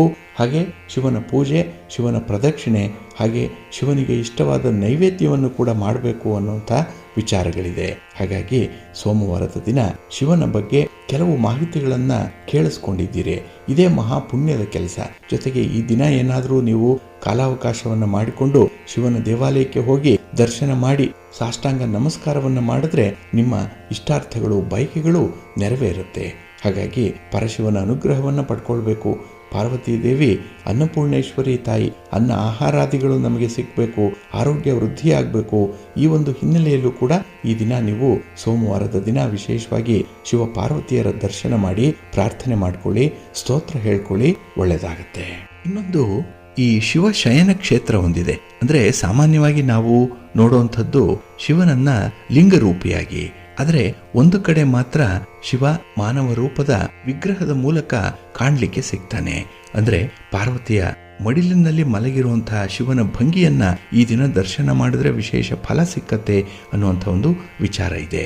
ಹಾಗಾಗಿ ಶಿವ ಪಾರ್ವತಿ ಮಡಿಲಿನಲ್ಲಿ ಮಲಗಿರುವಂತಹ ಏಕೈಕ ಕ್ಷೇತ್ರ ಅಂತ ಹೇಳಿದ್ರೆ ಅದು ಆಂಧ್ರ ಪ್ರದೇಶದಲ್ಲಿ ಇರುವಂತಹ ಪಲ್ಲಿ ಕೊಂಡೇಶ್ವರ ಕ್ಷೇತ್ರ ಅನ್ನುವಂಥ ಒಂದು ಜಾಗದಲ್ಲಿ, ಇಲ್ಲಿನ ದೇವಾಲಯದಲ್ಲಿ ಶಿವ ಪಾರ್ವತಿಯ ಮಡಿಲಿನಲ್ಲಿ ಮಲಗಿರುವಂತಹ ಭಂಗಿಯಲ್ಲಿ ಕಾಣಿಸ್ಕೊಳ್ತಾನೆ. ಹಾಗಾಗಿ ಶಿವ ಮಲಗಿರುವಂತಹ ಶಿವನ ವಿಗ್ರಹ ಇದು.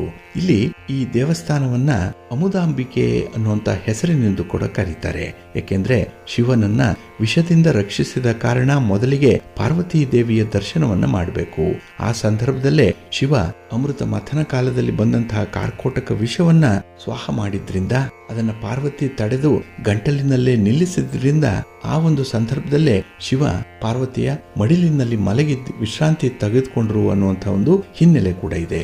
ಹಾಗಾಗಿ ಈ ಕ್ಷೇತ್ರದಲ್ಲಿ ಅಮುದಾಂಬಿಕೆ ರೂಪದಲ್ಲಿರುವ ಪಾರ್ವತಿಯ ದರ್ಶನವನ್ನ ಪಡೆಯುವಂಥದ್ದು. ಹಾಗೆ ಈ ದಿನ ಓಂ ನಮಃ ಶಿವಾಯ ಅನ್ನುವಂಥ ಮಂತ್ರವನ್ನ ಜಪ ಮಾಡ್ಕೊಳ್ಳಿ, ಒಳ್ಳೆಯದಾಗುತ್ತೆ. ಪ್ರೀತಿಯ ಬಂಧುಗಳೇ, ಇನ್ನು ಮುಂದೆ ದ್ವಾದಶ ರಾಶಿಯವರ ಗೋಚಾರ ಫಲಗಳು ಹೇಗಿವೆ ನೋಡೋಣ ಬನ್ನಿ. ಮೊದಲಿಗೆ ಮೇಷರಾಶಿ. ಮೇಷರಾಶಿಯವರಿಗೆ ಈ ದಿನ ಚಂದ್ರ ಉದ್ಯೋಗ ಸ್ಥಾನದಲ್ಲಿದ್ದಾನೆ, ಕರ್ಮಸ್ಥಾನದಲ್ಲಿ ಅಂದರೆ 10ನೇ ಮನೆಯಲ್ಲಿ. ಹಾಗಾಗಿ ನಿಮ್ಮ ಅಂತಃಶಕ್ತಿಯೇ ಈ ದಿನ ನಿಮ್ಮ ಕೆಲಸ ಕಾರ್ಯಗಳನ್ನು ಮುಂದುವರಿಸುತ್ತೆ.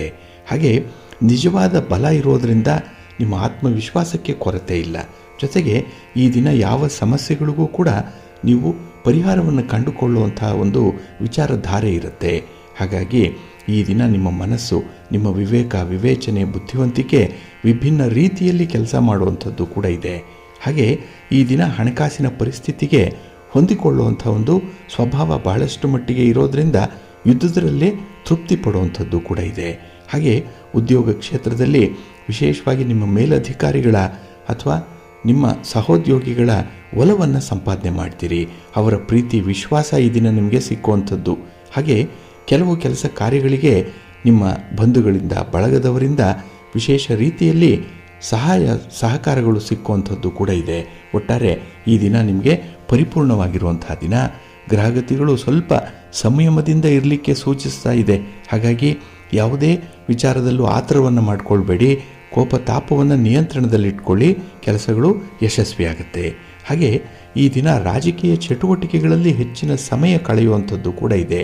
ರಾಜಕೀಯ ಅಂತ ಹೇಳಿದ್ರೆ ರಾಜಕಾರಣಿಗಳ ವಿಚಾರ, ಹಾಗೆ ದೇಶದ ವಿದ್ಯಮಾನಗಳು ನಿಮಗೆ ತುಂಬ ಇಷ್ಟವಾದಂತಹ ಒಂದು ಸಬ್ಜೆಕ್ಟ್ ಇದು.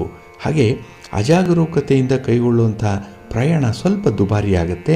ಹಾಗಾಗಿ ಪ್ರಯಾಣದ ಸಂದರ್ಭದಲ್ಲಿ ಸ್ವಲ್ಪ ಎಚ್ಚರಿಕೆಯಿಂದ ಇರಿ, ಒಳ್ಳೆಯ ಫಲ ಈ ದಿನ ನಿಮಗೆ ಸಿಕ್ಕತ್ತೆ.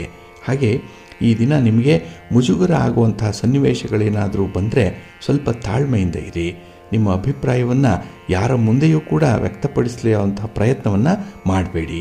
ಹಾಗೆ ಈ ದಿನ ಲೆಕ್ಕಕ್ಕೆ ಸಿಗದೇ ಇರುವಂಥ ಎಷ್ಟೋ ಹಣ ನಿಮಗೆ ಬರುವಂಥದ್ದು, ಆ ಹಣದ ಬಗ್ಗೆ ಕೆಲವೊಂದು ವಿಚಾರಗಳು ನಿಮಗೆ ತಿಳಿಯುವಂಥ ಸಾಧ್ಯತೆಗಳು ಕೂಡ ಇದೆ. ಒಟ್ಟಾರೆ ಈ ದಿನ ನಿಮ್ಮ ಪ್ರಯತ್ನದಿಂದ ಯಶಸ್ವಿ ದಿನವನ್ನಾಗಿ ಪರಿವರ್ತನೆ ಮಾಡಿಕೊಳ್ಳಿಕ್ಕೆ ಎಲ್ಲ ಅವಕಾಶಗಳು ಇರುವಂತಹ ದಿನ. ಅದಕ್ಕೆ ನಿಮ್ಮ ಮನೆ ದೇವರನ್ನು ಸ್ಮರಣೆ ಮಾಡಿಕೊಳ್ಳಿ, ಗಣಪತಿಯ ಆರಾಧನೆ ಮಾಡಿ, ಗಣಪತಿಯ ಸ್ತೋತ್ರವನ್ನು ಹೇಳ್ಕೊಳ್ಳಿ, ಒಳ್ಳೆಯದಾಗುತ್ತೆ. ನಿಮ್ಮ ಅದೃಷ್ಟದ ಬಣ್ಣ ಗುಲಾಬಿ, ಅದೃಷ್ಟದ ದಿಕ್ಕು ಈಶಾನ್ಯ ದಿಕ್ಕು, ಅದೃಷ್ಟ ಸಂಖ್ಯೆ 1. ವೃಷಭ ರಾಶಿ.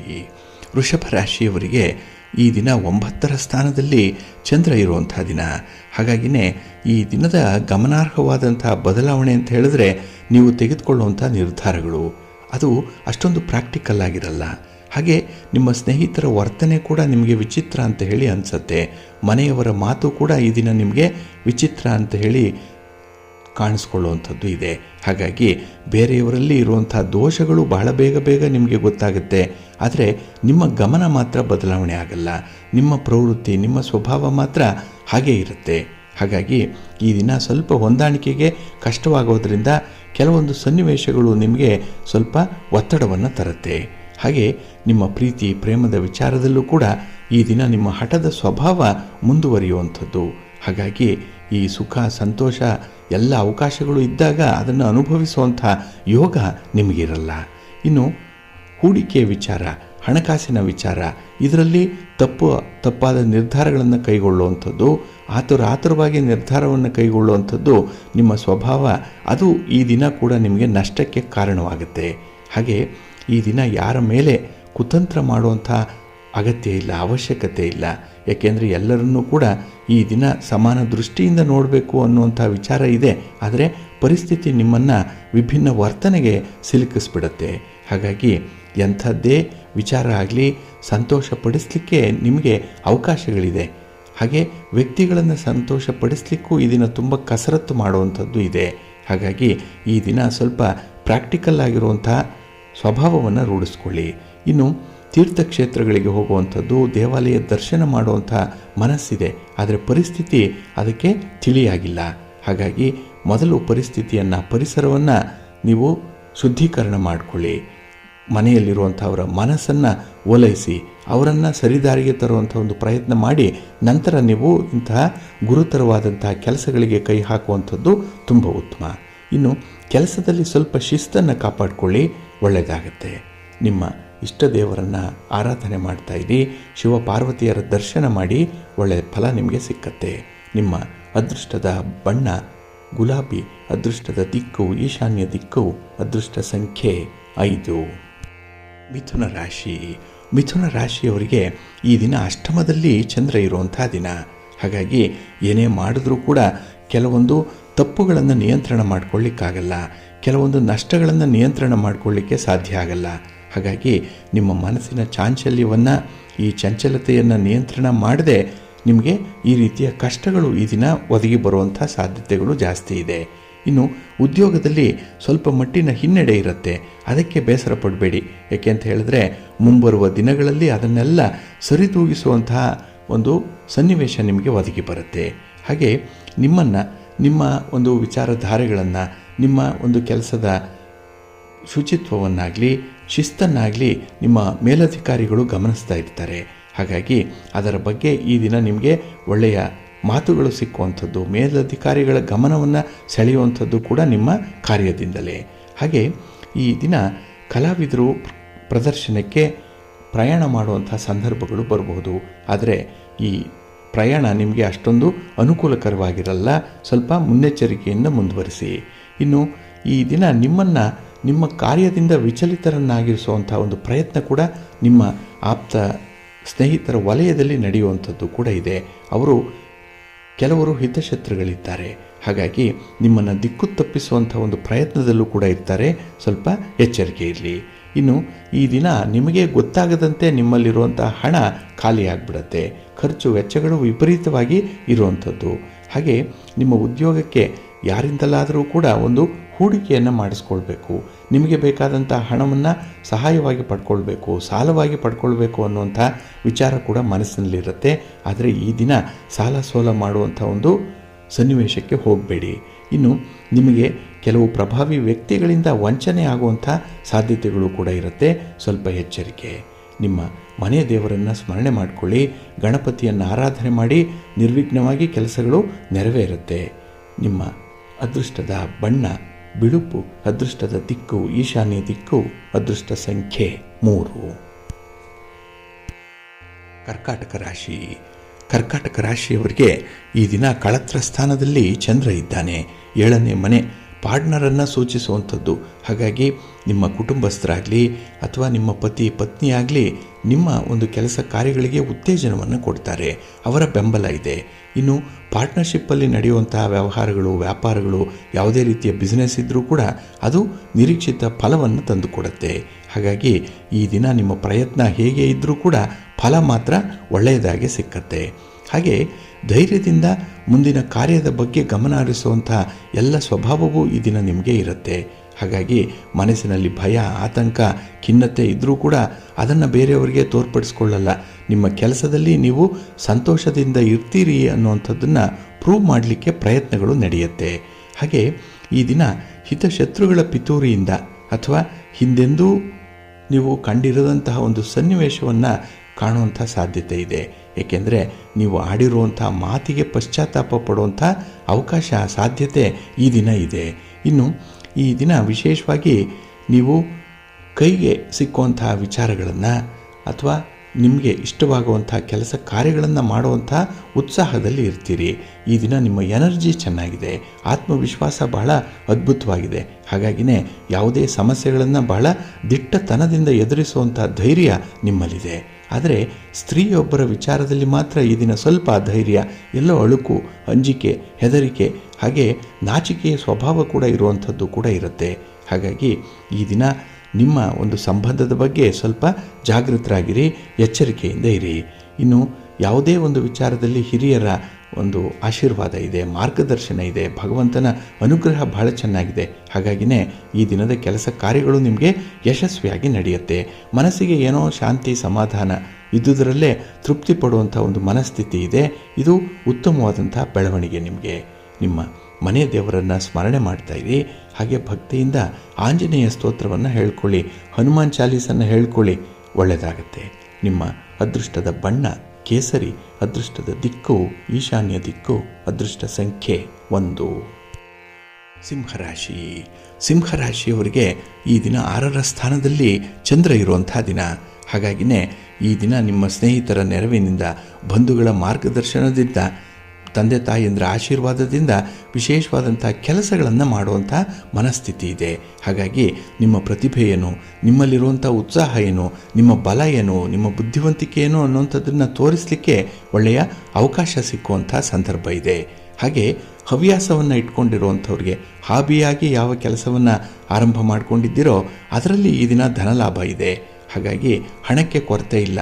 ಎಲ್ಲೋ ಒಂದು ಕಡೆ ನಿಮಗೆ ನಿಮ್ಮ ಖರ್ಚಿಗೆ ಹಣ ಅನ್ನುವಂಥದ್ದು ಸಿಕ್ಕತ್ತೆ. ಆದರೆ ಯಾವುದೇ ಬಂಡವಾಳವನ್ನು ಹೂಡುವಂಥ ಸಂದರ್ಭದಲ್ಲಿ ಅಥವಾ ಈ ಸ್ಥಿರಾಸ್ತಿಯ ಸಂಬಂಧವಾಗಿ ತೆಗೆದುಕೊಳ್ಳುವಂಥ ನಿರ್ಧಾರದ ಸಂಬಂಧವಾಗಿ ತಜ್ಞರನ್ನು ನೀವು ಭೇಟಿ ಮಾಡುವಂಥದ್ದು ತುಂಬ ಉತ್ತಮ. ಅವರ ಸಲಹೆಯನ್ನು ಪಡ್ಕೊಂಡು ಮುಂದುವರಿರಿ, ಒಳ್ಳೆಯದಾಗತ್ತೆ. ಹಾಗೆ ಉದ್ಯೋಗವನ್ನು ಬಿಡುವಂಥ ಆಲೋಚನೆ ಇರುವಂಥವರು ಈ ದಿನ ಉತ್ತಮವಾದಂಥ ದಿನ. ಏಕೆ ಅಂತ ಹೇಳಿದ್ರೆ ನಿಮ್ಮ ಒಂದು ಆಲೋಚನೆಗೆ ಅಥವಾ ನಿಮ್ಮ ಆಲ್ಟರ್ನೇಟ್ ಥಿಂಕಿಂಗಿಗೆ ಒಳ್ಳೆಯ ಬಲ ಸಿಕ್ಕುವಂಥ ಸಂದರ್ಭ ಇದೆ. ಆದರೆ ಮನೆಯ ಪರಿಸ್ಥಿತಿಯನ್ನು ಗಮನಿಸ್ಕೊಂಡು ನೀವು ನಿರ್ಧಾರವನ್ನು ಕೈಗೊಳ್ಳಬೇಕಾಗತ್ತೆ. ಹಾಗೆ ನಿಮ್ಮ ಅಂತರಂಗದ ಗುಣಮಟ್ಟವನ್ನು ಹೆಚ್ಚಿಸಿಕೊಳ್ಳುವಂಥ ಒಂದು ಪ್ರಯತ್ನ ಕೂಡ ಈ ದಿನ ಇದೆ. ಅಂದರೆ ಒಂದು ಟೆಕ್ನಾಲಜಿಯಲ್ಲಾಗಲಿ ಅಥವಾ ಇನ್ನೂ ಯಾವುದೇ ಒಂದು ಹೊಸ ಕ್ಷೇತ್ರದಲ್ಲಾಗಲಿ ಜ್ಞಾನ ಸಂಪಾದನೆ ಆಗಬೇಕು ಅನ್ನುವಂಥ ವಿಚಾರ ಇದೆ. ವಿದ್ಯಾರ್ಥಿಗಳಿಗೆ ಅತ್ಯುತ್ತಮವಾದಂಥ ಸಮಯ. ಏಕೆಂದರೆ ನಿಮ್ಮ ಸ್ಪರ್ಧೆಯಲ್ಲಾಗಲಿ, ನಿಮ್ಮ ಪರೀಕ್ಷೆಯಲ್ಲಾಗಲಿ ಅಥವಾ ನೀವು ಕೈಗೊಳ್ಳುವಂಥ ಯಾವುದೇ ಚಟುವಟಿಕೆಗಳಲ್ಲೂ ಕೂಡ ನಿಮಗೆ ಅನುಕೂಲಕರವಾಗಿರುವಂಥ ಮಾಹಿತಿ ಈ ದಿನ ಸಿಕ್ಕತ್ತೆ. ಹಾಗೆ ನೀವು ಬೇಸರಗೊಳ್ಳುವಷ್ಟು ಮಾತನಾಡುವಂಥ ಸ್ನೇಹಿತರು ನಿಮ್ಮ ಜೊತೆಯಲ್ಲಿರ್ತಾರೆ. ಹಾಗಾಗಿ ಈ ದಿನ ಮಾತನ್ನು ಕಡಿಮೆ ಮಾಡಿ ಕೆಲಸವನ್ನು ಜಾಸ್ತಿ ಮಾಡಿ ಅನ್ನುವಂಥದ್ದನ್ನು ನೀವು ಅಳವಡಿಸ್ಕೊಳ್ಬೇಕು. ನಿಮ್ಮ ಸ್ನೇಹಿತರಿಗೂ ಕೂಡ ಈ ವಿಚಾರವನ್ನು ತಿಳಿಸಿ ಅವರನ್ನು ಸ್ವಲ್ಪ ಕಂಟ್ರೋಲ್ ಮಾಡುವಂಥ ಜವಾಬ್ದಾರಿ ನಿಮ್ಮ ಮೇಲೆ ಇರುತ್ತೆ. ಹಾಗೆ ಈ ದಿನ ನಿಮ್ಮ ಧೋರಣೆಯನ್ನು ನಿಮ್ಮ ಸಂಗಾತಿಯ ವಿಚಾರದಲ್ಲಿ ಸ್ವಲ್ಪ ಬದಲಾವಣೆ ಮಾಡಿಕೊಳ್ಳಿ, ಒಳ್ಳೆಯದಾಗತ್ತೆ. ನಿಮ್ಮ ಇಷ್ಟ ದೇವರನ್ನು ಆರಾಧನೆ ಮಾಡಿ, ವಿಷ್ಣು ಸ್ತೋತ್ರವನ್ನು ಹೇಳ್ಕೊಳ್ಳಿ, ವಿಷ್ಣು ಸಹಸ್ರನಾಮವನ್ನು ಹೇಳ್ಕೊಳ್ಳಿ, ಲಕ್ಷ್ಮೀ ಅಮ್ಮನವರ ದರ್ಶನ ಮಾಡಿ, ಒಳ್ಳೆಯದಾಗತ್ತೆ. ನಿಮ್ಮ ಅದೃಷ್ಟದ ಬಣ್ಣ ಕೆಂಪು, ಅದೃಷ್ಟದ ದಿಕ್ಕು ಉತ್ತರ ದಿಕ್ಕು, ಅದೃಷ್ಟ ಸಂಖ್ಯೆ 1. ಕನ್ಯಾ ರಾಶಿ. ಕನ್ಯಾ ರಾಶಿಯವರಿಗೆ ಈ ದಿನ ಮಿಶ್ರ ಫಲಗಳಿರುವಂಥ ದಿನ. ಅದರಲ್ಲೂ ಈ ದಿನದಲ್ಲಿ ನಿಮ್ಮ ಓಡಾಟ, ನಿಮ್ಮ ಪ್ರಯಾಣ ಅಷ್ಟೊಂದು ಶುಭ ಲಾಭವನ್ನು ತರಲ್ಲ. ಆದರೆ ಅನಿವಾರ್ಯವಾಗಿ ಪ್ರಯಾಣ ಮಾಡಬೇಕಾಗತ್ತೆ. ಸ್ವಲ್ಪ ಪೂರ್ವ ಸಿದ್ಧತೆಯೊಂದಿಗೆ ನಿಮ್ಮ ಪ್ರಯಾಣವನ್ನು ಆರಂಭ ಮಾಡಿ, ಒಳ್ಳೆಯದಾಗತ್ತೆ. ಇನ್ನು ಈ ದಿನ ನೀವು ಮಾಡುವಂಥ ಒಂದು ಕೆಲಸ ಕಾರ್ಯಗಳಲ್ಲಿ ಅನಿರೀಕ್ಷಿತವಾಗಿ ಕೆಲವು ಸನ್ನಿವೇಶಗಳು ಎದುರಾಗುತ್ತೆ. ನಿರೀಕ್ಷೆಗೂ ಮೀರಿದಂತಹ ಕೆಲವು ಸನ್ನಿವೇಶ, ಅದರಿಂದ ನಿಮಗೆ ಒತ್ತಡ ಉಂಟಾಗುವಂಥದ್ದು, ಕೆಲಸ ಕಾರ್ಯಗಳನ್ನು ಅದರ ದಿಕ್ಕನ್ನು ಬದಲಾವಣೆ ಮಾಡಬೇಕು ಅನ್ನುವಂಥ ವಿಚಾರ ಕೂಡ ಈ ದಿನ ನಿಮಗೆ ಒತ್ತಡದಲ್ಲೇ ಸಿಕ್ಕತ್ತೆ. ಹಾಗೆ ಈ ದಿನ ವ್ಯರ್ಥವಾದಂತಹ ಸುತ್ತಾಟ ಸ್ವಲ್ಪ ಬೇಸರವನ್ನು ಕೂಡ ತರಿಸಬಹುದು. ಹಾಗಾಗಿ ನಿಮ್ಮ ಪರಿಶ್ರಮ ಈ ದಿನ ವ್ಯರ್ಥವಾಗುತ್ತೆ.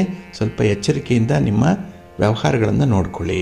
ಇನ್ನು ವಿಶೇಷವಾಗಿ ವಿದ್ಯಾರ್ಥಿಗಳು ಯಾವುದೇ ಒಂದು ವಿಚಾರದಲ್ಲೂ ಕೂಡ ಹತಾಶರಾಗಬೇಡಿ.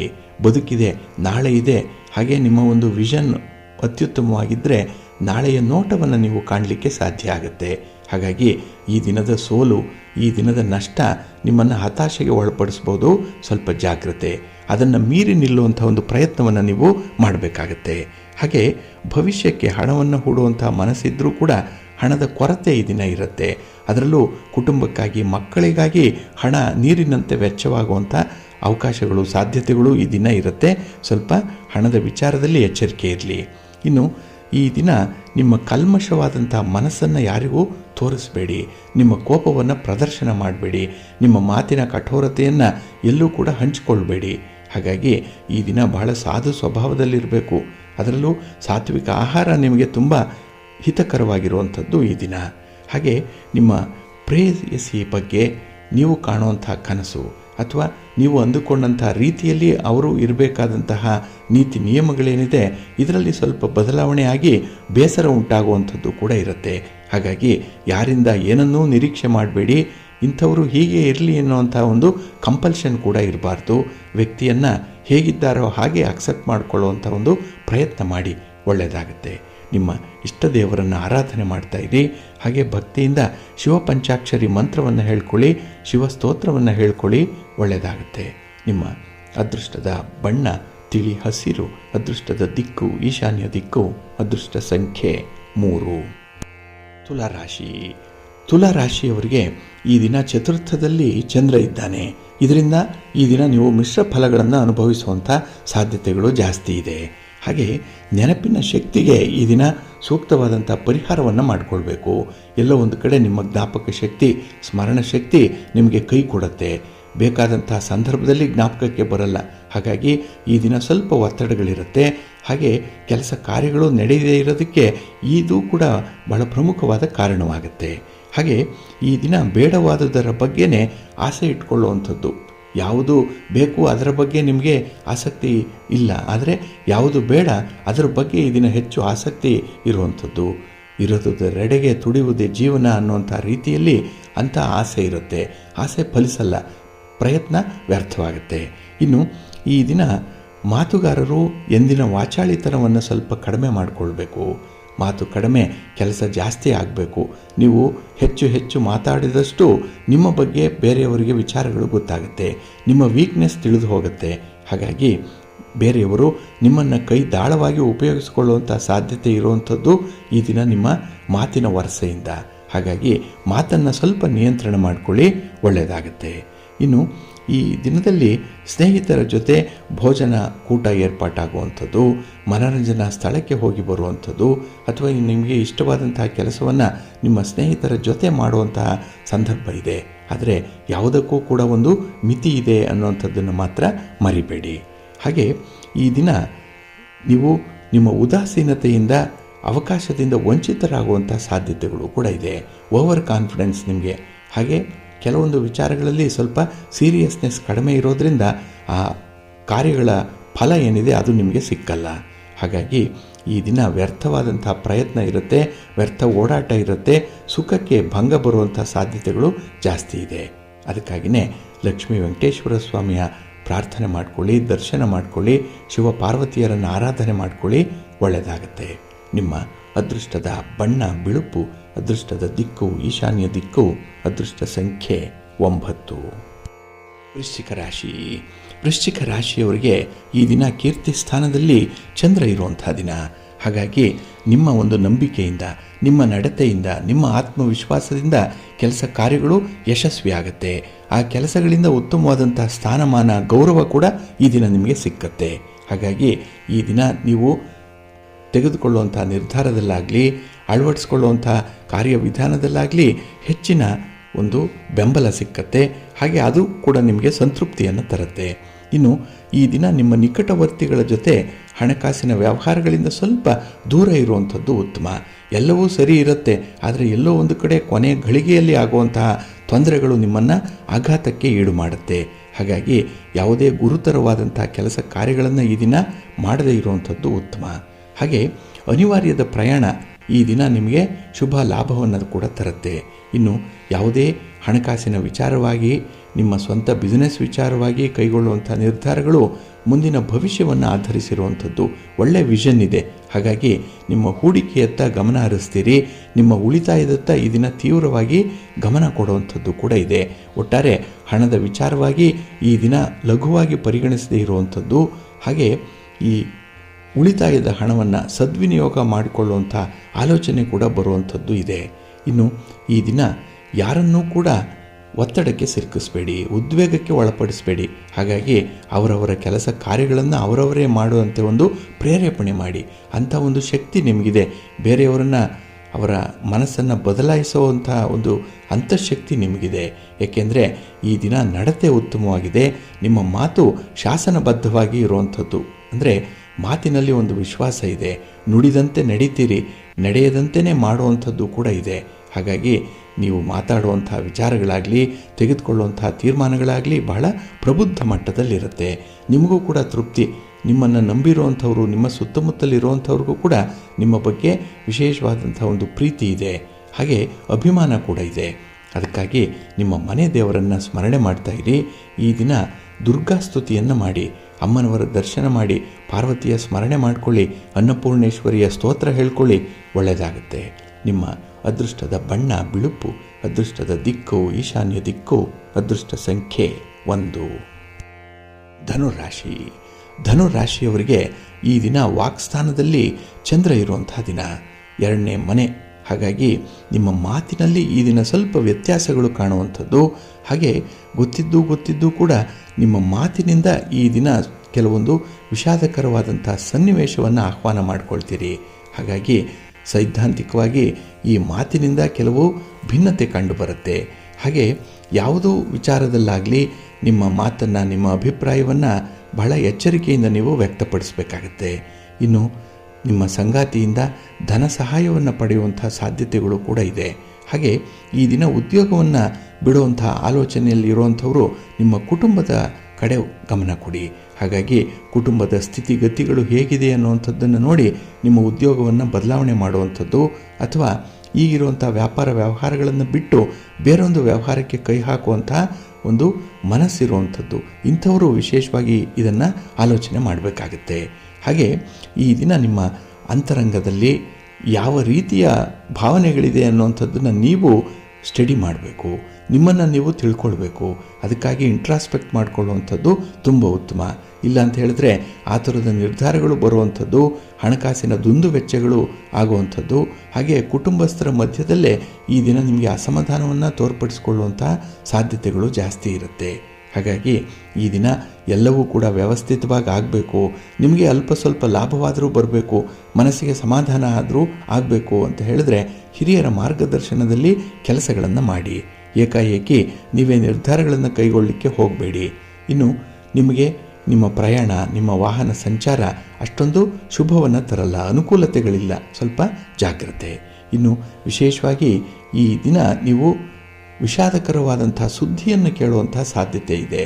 ಮನಸ್ಸಿಗೆ ಬೇಸರ, ದುಃಖ ತರಿಸುವಂಥ ವಿಚಾರ ಅದು. ಆದರೂ ಗಟ್ಟಿ ಮನಸ್ಸು ಮಾಡಿಕೊಳ್ಳಿ. ಏಕೆಂದರೆ ಭಗವಂತ ಪ್ರತಿಯೊಬ್ಬರಿಗೂ ಕೂಡ ಒಂದಲ್ಲ ಒಂದು ಸಂದರ್ಭದಲ್ಲಿ ಇಂಥ ಒಂದು ಸನ್ನಿವೇಶವನ್ನು ಇಟ್ಟಿರ್ತಾನೆ. ಅದು ಅವರಿಗೆ ಬೇಗ ಬಂದಿದೆ, ಇನ್ನು ತನ್ನಂತರದಲ್ಲಿ ನಮಗೂ ಕೂಡ ಬರುವಂಥದ್ದು ಕೂಡ ಇರುತ್ತೆ. ಸ್ವಲ್ಪ ಜಾಗ್ರತೆ. ನಿಮ್ಮ ಮನೆ ದೇವರನ್ನು ಸ್ಮರಣೆ ಮಾಡ್ತಾ ಇರಿ. ಹಾಗೆ ಭಕ್ತಿಯಿಂದ ಈ ದಿನ ಸುಬ್ರಹ್ಮಣ್ಯ ಸ್ತೋತ್ರವನ್ನು ಹೇಳ್ಕೊಳ್ಳಿ. ಸುಬ್ರಹ್ಮಣ್ಯ ಸ್ವಾಮಿಯ ದರ್ಶನ ಮಾಡಿ, ಶಿವನ ಪರಿವಾರ ದೇವತೆಗಳನ್ನು ಪ್ರಾರ್ಥನೆ ಮಾಡಿಕೊಳ್ಳಿ. ಒಳ್ಳೆಯದಾಗತ್ತೆ. ನಿಮ್ಮ ಅದೃಷ್ಟದ ಬಣ್ಣ ನೇರಳೆ, ಅದೃಷ್ಟದ ದಿಕ್ಕು ಈಶಾನ್ಯ ದಿಕ್ಕು, ಅದೃಷ್ಟ ಸಂಖ್ಯೆ 4. ಮಕರ ರಾಶಿ. ಮಕರ ರಾಶಿಯವರಿಗೆ ಈ ದಿನ ಉತ್ಸಾಹದಾಯಕವಾದಂತಹ ದಿನ, ಪ್ರೋತ್ಸಾಹದಾಯಕವಾದಂತಹ ದಿನ. ಏಕೆಂದರೆ ಚಂದ್ರ ನಿಮ್ಮ ರಾಶಿಯಲ್ಲೇ ಸ್ಥಿತನಾಗಿರೋದ್ರಿಂದ ಈ ದಿನ ಉತ್ಸಾಹ, ಹುಮ್ಮಸ್ಸು, ಲವಲವಿಕೆ, ಚಟುವಟಿಕೆ ಬಹಳ ಹೆಚ್ಚಿನ ಮಟ್ಟದಲ್ಲಿರುತ್ತೆ. ಹಾಗೆ ಆತ್ಮವಿಶ್ವಾಸಪೂರ್ವಕವಾದಂಥ ಕೆಲಸಗಳನ್ನು ಮಾಡ್ತೀರಿ. ಗೊತ್ತಿರುವಂಥ ದಾರಿಯಲ್ಲಿ ಹೋಗುವಂಥದ್ದು, ಗೊತ್ತಿರುವಂಥ ಕೆಲಸವನ್ನು ಮಾಡುವಂಥದ್ದು, ಕೈಗೆಟಕುವಂಥ ವಿಚಾರಗಳನ್ನು ಮನಸ್ಸಿಗೆ ತಂದುಕೊಳ್ಳುವಂಥದ್ದು, ಇವೆಲ್ಲ ಪ್ರಾಕ್ಟಿಕಲ್ ಆಗಿರುವಂಥ ವಿಚಾರಧಾರೆಗಳು. ಇದು ನಿಮಗೆ ಹೆಚ್ಚು ಸಕಾರಾತ್ಮಕವಾದಂತಹ ಬದಲಾವಣೆಗಳನ್ನು ತರುತ್ತೆ. ಹಾಗೆ ಈ ದಿನ ನಿಮ್ಮ ಮಾತು ನಿಮ್ಮ ಉತ್ಸಾಹವನ್ನು ಹೆಚ್ಚಿಸುತ್ತೆ. ಬೇರೆಯವರ ಒಂದು ಸಪೋರ್ಟ್ ಕೂಡ, ಅವರ ಒಂದು ಮಾರ್ಗದರ್ಶನ ಕೂಡ ನಿಮಗೆ ಹೆಚ್ಚಿನ ರೀತಿಯಲ್ಲಿ ಫಲವನ್ನು ತಂದುಕೊಡುತ್ತೆ. ಒಟ್ಟಾರೆ ಅಭಿವೃದ್ಧಿಯನ್ನು ಕಾಣುವಂಥ ಬಯಕೆ ಇರುವಂಥವ್ರಿಗೆ ಈ ದಿನ ಅತ್ಯುತ್ತಮವಾದಂತಹ ದಿನ. ಹಾಗೆ ಈ ದಿನ ಜಾಗರೂಕತೆಯಿಂದ ಸಮಯವನ್ನು ಕಳೆಯಬೇಕು ಅನ್ನುವಂಥದ್ದು, ಟೈಮ್ ಈಸ್ ಮನಿ, ಇದನ್ನು ಬಹಳ ಎಚ್ಚರಿಕೆಯಿಂದ ಗಮನಿಸಬೇಕು. ಇನ್ನು ಈ ದಿನ ತಲೆ ಗಟ್ಟಿ ಇದೆ ಅಂತ ಹೇಳಿ ಬಂಡೆಗೆ ಹೋಗಿ ಚಚ್ಕೊಳ್ಬಾರ್ದು. ಹಾಗಾಗಿ ಎಲ್ಲ ಧೈರ್ಯ ಇದೆ, ಹಾಗೆ ಬೆಂಬಲ ಇದೆ, ಗ್ರಹಗತಿಗಳು ಚೆನ್ನಾಗಿದೆ, ಆತ್ಮವಿಶ್ವಾಸ ಇದೆ, ಹಾಗೆ 4 ಜನ ಸಹಾಯಕ್ಕೆ ನಿಲ್ತಾರೆ ಅನ್ನುವಂಥ ಒಂದು ಧೋರಣೆ ಸರಿಯಲ್ಲ. ಏಕೆಂದರೆ ಯಾವ ಸಂದರ್ಭದಲ್ಲಿ ಯಾರಿಗೆ ಏನು ಒಂದು ಫಲಿತಾಂಶ ಕಾದಿದೆಯೋ ಯಾರಿಗೂ ಗೊತ್ತಾಗಲ್ಲ. ಆ ಒಂದು ಹಿನ್ನೆಲೆಯಲ್ಲಿ ನೀವು ಎಚ್ಚರಿಕೆಯಿಂದ ಕೆಲವೊಂದು ಸಂಬಂಧಗಳಲ್ಲಿ ಮುಂದುವರಿಬೇಕಾಗತ್ತೆ. ಇನ್ನು ಈ ದಿನ ಧಾರ್ಮಿಕ ಆಚರಣೆಯಲ್ಲಿ ತುಂಬ ಆಸಕ್ತಿಯಿಂದ ಪಾಲ್ಗೊಳ್ತೀರಿ. ದೇವಾಲಯ ದರ್ಶನ ಇದೆ, ಆಧ್ಯಾತ್ಮಿಕ ವಿಚಾರಗಳಿದೆ, ಇವುಗಳಲ್ಲಿ ಮನಸ್ಸು ತುಂಬ ಧನಾತ್ಮಕವಾದ ಆಲೋಚನೆಯಲ್ಲೂ ಇರುತ್ತೆ. ಹಾಗೆ ಈ ದಿನ ಯಾವುದೇ ಅಪವಾದಗಳು ಬರಲಿ, ಯಾವುದೇ ಸುಳ್ಳು ಸುದ್ದಿಗಳು ಬರಲಿ, ಅದನ್ನು ಅಲ್ಲಗಳೆಯುವಂಥದ್ದು, ನಿಮ್ಮನ್ನು ನೀವು ರಕ್ಷಣೆ ಮಾಡಿಕೊಳ್ಳುವಂಥ ಒಂದು ಪ್ರಯತ್ನ ಕೂಡ ಇದೆ. ಅಂಥ ಒಂದು ಸನ್ನಿವೇಶ ಇದೆ. ಹಾಗೆ ದುರಭ್ಯಾಸ ಇರುವಂಥವರು, ಕೆಟ್ಟ ಹವ್ಯಾಸ ಇರುವಂಥವರು ಈ ದಿನ ನಿಮ್ಮ ಸ್ವಭಾವದಲ್ಲಿ ಸ್ವಲ್ಪ ಬದಲಾವಣೆ ಮಾಡಿಕೊಳ್ಳಿ, ಒಳ್ಳೆಯದಾಗತ್ತೆ. ನಿಮ್ಮ ಇಷ್ಟ ದೇವರನ್ನು ಆರಾಧನೆ ಮಾಡ್ತಾ ಇರಿ, ನವಗ್ರಹಗಳನ್ನು ದರ್ಶನ ಮಾಡಿ, ನವಗ್ರಹ ಸ್ತೋತ್ರವನ್ನು ಹೇಳ್ಕೊಳ್ಳಿ, ಒಳ್ಳೆಯದಾಗತ್ತೆ. ನಿಮ್ಮ ಅದೃಷ್ಟದ ಬಣ್ಣ ನೇರಳೆ, ಅದೃಷ್ಟದ ದಿಕ್ಕು ಈಶಾನ್ಯ ದಿಕ್ಕು, ಅದೃಷ್ಟ ಸಂಖ್ಯೆ 1. ಕುಂಭರಾಶಿ. ಕುಂಭರಾಶಿಯವರಿಗೆ ಈ ದಿನ ವ್ಯಯಸ್ಥಾನದಲ್ಲಿ ಚಂದ್ರ ಇರುವಂತಹ ದಿನ. ಇದು ಮಿಶ್ರ ಫಲಗಳನ್ನು ತಂದುಕೊಡುವಂತಹ ದಿನ. ಹಾಗೆ ಕೆಲವೊಂದು ವಿಚಾರಗಳಲ್ಲಿ ನೀವು ಇತರರ ಸಲಹೆಯನ್ನು ಪಡ್ಕೊಳ್ಳುವಂತಹ ಸಂದರ್ಭದಲ್ಲಿ ಅದರ ಸಾಧಕ ಬಾಧಕಗಳನ್ನು ನೋಡಬೇಕಾಗತ್ತೆ. ಅದು ಎಷ್ಟರ ಮಟ್ಟಿಗೆ ನಿಮಗೆ ಹೊಂದಾಣಿಕೆ ಆಗುತ್ತೆ, ಅದರಿಂದ ಎಷ್ಟರ ಮಟ್ಟಿಗೆ ಅನುಕೂಲ ಆಗುತ್ತೆ ಅನ್ನುವಂಥ ವಿಚಾರಗಳು ಕೂಡ ಪ್ರಮುಖವಾಗಿ ಗಮನಿಸಬೇಕಾಗತ್ತೆ. ಹಾಗೆ ಈ ದಿನ ನಿಮ್ಮ ಬಗ್ಗೆ ಏನಾದರೂ ಮಾತಾಡಿಕೊಳ್ಳುವಂಥ ಸಾಧ್ಯತೆಗಳು ನಿಮ್ಮ ಕುಟುಂಬದಲ್ಲಿ, ನೆರೆಹೊರೆಯಲ್ಲಿ ಇರುವಂಥದ್ದು ಕೂಡ ಇದೆ. ಇದನ್ನು ಕೇಳಿಸ್ಕೊಂಡ್ರೆ ಮನಸ್ಸಿಗೆ ಸ್ವಲ್ಪ ಬೇಸರ. ಹಾಗೆ ಯಾವುದೇ ಒಂದು ವಿಚಾರದಲ್ಲೂ ಕೂಡ ನೀವು ಉತ್ತಮವಾದಂಥ ಸ್ನೇಹಿತರನ್ನು ಆಯ್ಕೆ ಮಾಡಿಕೊಳ್ಳಿ. ನಿಮ್ಮ ಸಂಗಾತಿ, ನಿಮ್ಮ ಪ್ರೀತಿ ಪಾತ್ರರ ಸಲಹೆ, ಮಾರ್ಗದರ್ಶನವನ್ನು ಪಡ್ಕೊಂಡು ಮುಂದುವರಿಯುವಂಥದ್ದು ತುಂಬ ಉತ್ತಮ. ಹಾಗೆ ಈ ದಿನ ಬೇಡದ ವಿಚಾರಗಳಿಗೆ ಮೂಗು ತೋರಿಸುವಂಥ ಸಾಧ್ಯತೆಗಳು ಕೂಡ ಇದೆ. ನಿಮಗೆ ಅನಾವಶ್ಯಕ ಅಂಥ ವಿಚಾರಗಳಲ್ಲಿ ಆಸಕ್ತಿ ಹೆಚ್ಚಾಗಿರುವಂಥದ್ದು ಈ ದಿನ. ಅಂಥದ್ದನ್ನು ಸ್ವಲ್ಪ ನಿಯಂತ್ರಣ ಮಾಡಿಕೊಳ್ಳಿ. ಇನ್ನು ಈ ದಿನ ನಿಮ್ಮ ಮನಸ್ಸು ನಿಮ್ಮ ಕುಲಕಸುಬನ್ನಾಗಲಿ, ಹೊಸ ಹೊಸ ವಿಚಾರಧಾರೆಗಳನ್ನಾಗಲಿ ಕಲಿಯುವಂತಹ ಒಂದು ಸಿದ್ಧತೆಯಲ್ಲಿ ಇರುತ್ತೆ. ಮೆಂಟಲ್ ರೆಡಿನೆಸ್ ಚೆನ್ನಾಗಿದೆ. ಆದರೆ ಸಮಯವನ್ನು ಮಾಡಿಕೊಂಡು ನಿಮ್ಮ ಈ ಪ್ರಯತ್ನವನ್ನು ಮುಂದುವರಿಸಿ. ಇನ್ನು ಈ ದಿನ ಬೇರೆಯವರ ಮಾತು ನಿಮಗೆ ಪ್ರೇರೇಪಣೆಯಾಗುತ್ತೆ. ಬೇರೆಯವರು ನೀಡುವಂಥ ಉಡುಗೊರೆ ಪ್ರೇರೇಪಣೆಯಾಗುತ್ತೆ. ಹಾಗಾಗಿ ಈ ದಿನ ನಿಮ್ಮ ಪ್ರೇರೇಪಣೆಗೆ ಕೊರತೆ ಇಲ್ಲ. ಆದರೆ ಎಲ್ಲೋ ಒಂದು ಕಡೆ ನಿಮಗೆ ನೀವೇ ಮೋಸ ಮಾಡಿಕೊಳ್ಳುವಂಥ ಸಾಧ್ಯತೆ ಇದೆ. ತಪ್ಪಾದ ನಿರ್ಧಾರಗಳನ್ನು ಕೈಗೊಳ್ತೀರಿ. ಕೈಗೆ ಬಂದ ತುತ್ತು ಬಾಯಿಗೆ ಇಲ್ಲ. ಇದು ನಿಮಗೆ ನೀವೇ ಮೋಸ ಮಾಡಿಕೊಳ್ಳುವಂಥ ಒಂದು ಪ್ರಸಂಗ. ಹಾಗಾಗಿ ಸ್ವಲ್ಪ ಜಾಗ್ರತೆಯಿಂದ ಇರಿ. ನಿಮ್ಮ ತಂದೆ ತಾಯಿಯಂದ್ರ ಆಶೀರ್ವಾದ ಪಡ್ಕೊಳ್ಳಿ. ನಿಮ್ಮ ಕಷ್ಟ ಸುಖಗಳನ್ನು ಅವರ ಜೊತೆ ಹಂಚಿಕೊಳ್ಳುವಂಥ ಒಂದು ಪ್ರಯತ್ನ ಮಾಡಿ, ಒಳ್ಳೆಯದಾಗತ್ತೆ. ನಿಮ್ಮ ಮನೆ ದೇವರನ್ನು ಸ್ಮರಣೆ ಮಾಡ್ತಾ ಇರಿ. ಹಾಗೆ ಭಕ್ತಿಯಿಂದ ಶ್ರೀ ಲಕ್ಷ್ಮೀ ನರಸಿಂಹ ಸ್ತೋತ್ರವನ್ನು ಹೇಳ್ಕೊಳ್ಳಿ, ಒಳ್ಳೆಯದಾಗತ್ತೆ. ನಿಮ್ಮ ಅದೃಷ್ಟದ ಬಣ್ಣ ಕೆಂಪು, ಅದೃಷ್ಟದ ದಿಕ್ಕು ಈಶಾನ್ಯ ದಿಕ್ಕು, ಅದೃಷ್ಟ ಸಂಖ್ಯೆ 5. ಮೀನರಾಶಿ. ಮೀನರಾಶಿಯವರಿಗೆ ಈ ದಿನ ಲಾಭಸ್ಥಾನದಲ್ಲಿ ಚಂದ್ರ ಇದ್ದಾನೆ. ಹಾಗಾಗಿ ಈ ದಿನದ ಕೆಲಸ ಕಾರ್ಯಗಳಲ್ಲಿ ಹೆಚ್ಚಿನ ಲಾಭಗಳಿದೆ. ಚಟುವಟಿಕೆಗಳಿಂದ ಮತ್ತಷ್ಟು ಉತ್ಸಾಹ ನಿಮಗೆ ಕೂಡಿ ಬರುತ್ತೆ. ಹಾಗೆ ಈ ದಿನ ಬೇರೆಯವರ ಅಭಿಪ್ರಾಯದಲ್ಲಿ ನೀವು ಏನು ಅನ್ನುವಂಥದ್ದನ್ನು ನಿಮಗೆ ನೀವೇ ತಿಳ್ಕೊಳ್ಳುವಂಥ ಒಂದು ವಿಚಾರಗಳು ಕೂಡ ಇದೆ. ನಿಮ್ಮ ಬೆನ್ನು ನಿಮಗೆ ಕಾಣಿಸಲ್ಲ, ಆದರೆ ಬೇರೆಯವರ ಅಭಿಪ್ರಾಯವನ್ನು ಸಂಗ್ರಹ ಮಾಡಿದಾಗ ಈ ದಿನ ನಿಮ್ಮ ಸ್ಥಿತಿಯ ಬಗ್ಗೆ, ನಿಮ್ಮತನದ ಬಗ್ಗೆ ಮತ್ತಷ್ಟು ವಿಚಾರಗಳು ಗೊತ್ತಾಗುವಂಥದ್ದು ಇದೆ. ಇದೆಲ್ಲ ಒಂದು ಧನಾತ್ಮಕವಾದಂಥ ಬದಲಾವಣೆ. ಹಾಗೆ ಈ ದಿನ ನಿಮ್ಮ ಸಾಲ ಪಡೆದಂಥವರಾಗಲಿ ಅಥವಾ ನಿಮ್ಮಿಂದ ಸಹಾಯವನ್ನು ಪಡ್ಕೊಂಡಿರುವಂಥವರಾಗಲಿ ನಿಮಗೆ ಪ್ರತಿ ಸಹಾಯವನ್ನು ಮಾಡುವಂಥ ಸಾಧ್ಯತೆಗಳು ಕೂಡ ಇದೆ. ಹಾಗಾಗಿ ಈ ದಿನ ಹಣಕಾಸಿನ ವಿಚಾರದಲ್ಲಿ ಕೊರತೆ ಅನ್ನುವಂಥದ್ದು ಇಲ್ಲ. ಎಲ್ಲವೂ ಕೂಡ ಲಾಭದ ದೃಷ್ಟಿಯಲ್ಲಿ ನಡೀತಾ ಇದೆ. ಇನ್ನು ನಿಮ್ಮ ಖರ್ಚು ವೆಚ್ಚಗಳಿಗೆ ಬೇಕಾಗುವಷ್ಟು ಹಣ ನಿಮ್ಮ ಕೈಲಿರುತ್ತೆ. ದುಂದು ವೆಚ್ಚ ಮಾಡಬೇಡಿ. ಸ್ನೇಹಿತರನ್ನು ಓಲೈಸಲಿಕ್ಕೆ ಈ ದಿನ ಹೋಗಬೇಡಿ. ಯಾರನ್ನು ಪ್ಲೀಸ್ ಮಾಡಲಿಕ್ಕೆ ಹೋಗಬೇಡಿ. ಪ್ರಾಕ್ಟಿಕಲ್ ಆಗಿರಿ. ಹಾಗೆ ಈ ದಿನ ಸುಳ್ಳು ಆಪಾದನೆಗಳನ್ನು ಎದುರಿಸುವಂಥ ಸಾಧ್ಯತೆಗಳು ಕೂಡ ಇದೆ. ಈ ಹಿಂದೆ ಬಂದಿರುವಂಥ ಸುಳ್ಳು ಆಪಾದನೆಗಳಿಗೆ, ಅವಮಾನಗಳಿಗೆ ಈ ದಿನ ನಿಮ್ಮ ಮನಸ್ಸು ಸ್ವಲ್ಪ ಬೇಸರ ಆಗುವಂಥದ್ದು ಇದೆ. ಹಾಗೆ ವಿಶೇಷವಾಗಿ ಈ ದಿನದಲ್ಲಿ ನಿಮ್ಮ ತಂದೆ ತಾಯಿಯಂದರಾಗಲಿ, ಒಡ ಹುಟ್ಟಿದವರಿಂದಲಾಗಲಿ ಒಳ್ಳೆಯ ಸುದ್ದಿಯನ್ನು, ಶುಭ ಸುದ್ದಿಯನ್ನು ಕೇಳುವಂಥ ಸಾಧ್ಯತೆಗಳು ಕೂಡ ಹೆಚ್ಚಾಗಿರುತ್ತೆ.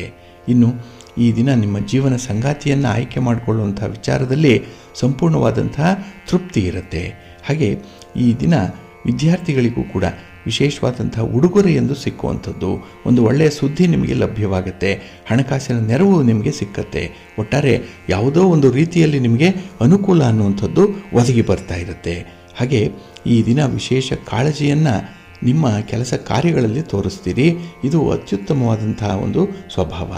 ಅದರಲ್ಲೇ ಮುಂದುವರಿರಿ, ಒಳ್ಳೆಯದಾಗತ್ತೆ. ನಿಮ್ಮ ಮನೆ ದೇವರನ್ನು ಸ್ಮರಣೆ ಮಾಡ್ತಾ ಇರಿ. ನವಗ್ರಹ ಸ್ತೋತ್ರವನ್ನು ಹೇಳ್ಕೊಳ್ಳಿ. ನವಗ್ರಹಗಳ ದರ್ಶನ ಮಾಡಿ. ಒಳ್ಳೆಯ ಫಲ ನಿಮ್ಮದಾಗತ್ತೆ. ನಿಮ್ಮ ಅದೃಷ್ಟದ ಬಣ್ಣ ಹಳದಿ, ಅದೃಷ್ಟದ ದಿಕ್ಕು ಈಶಾನ್ಯ ದಿಕ್ಕು, ಅದೃಷ್ಟ ಸಂಖ್ಯೆ 1.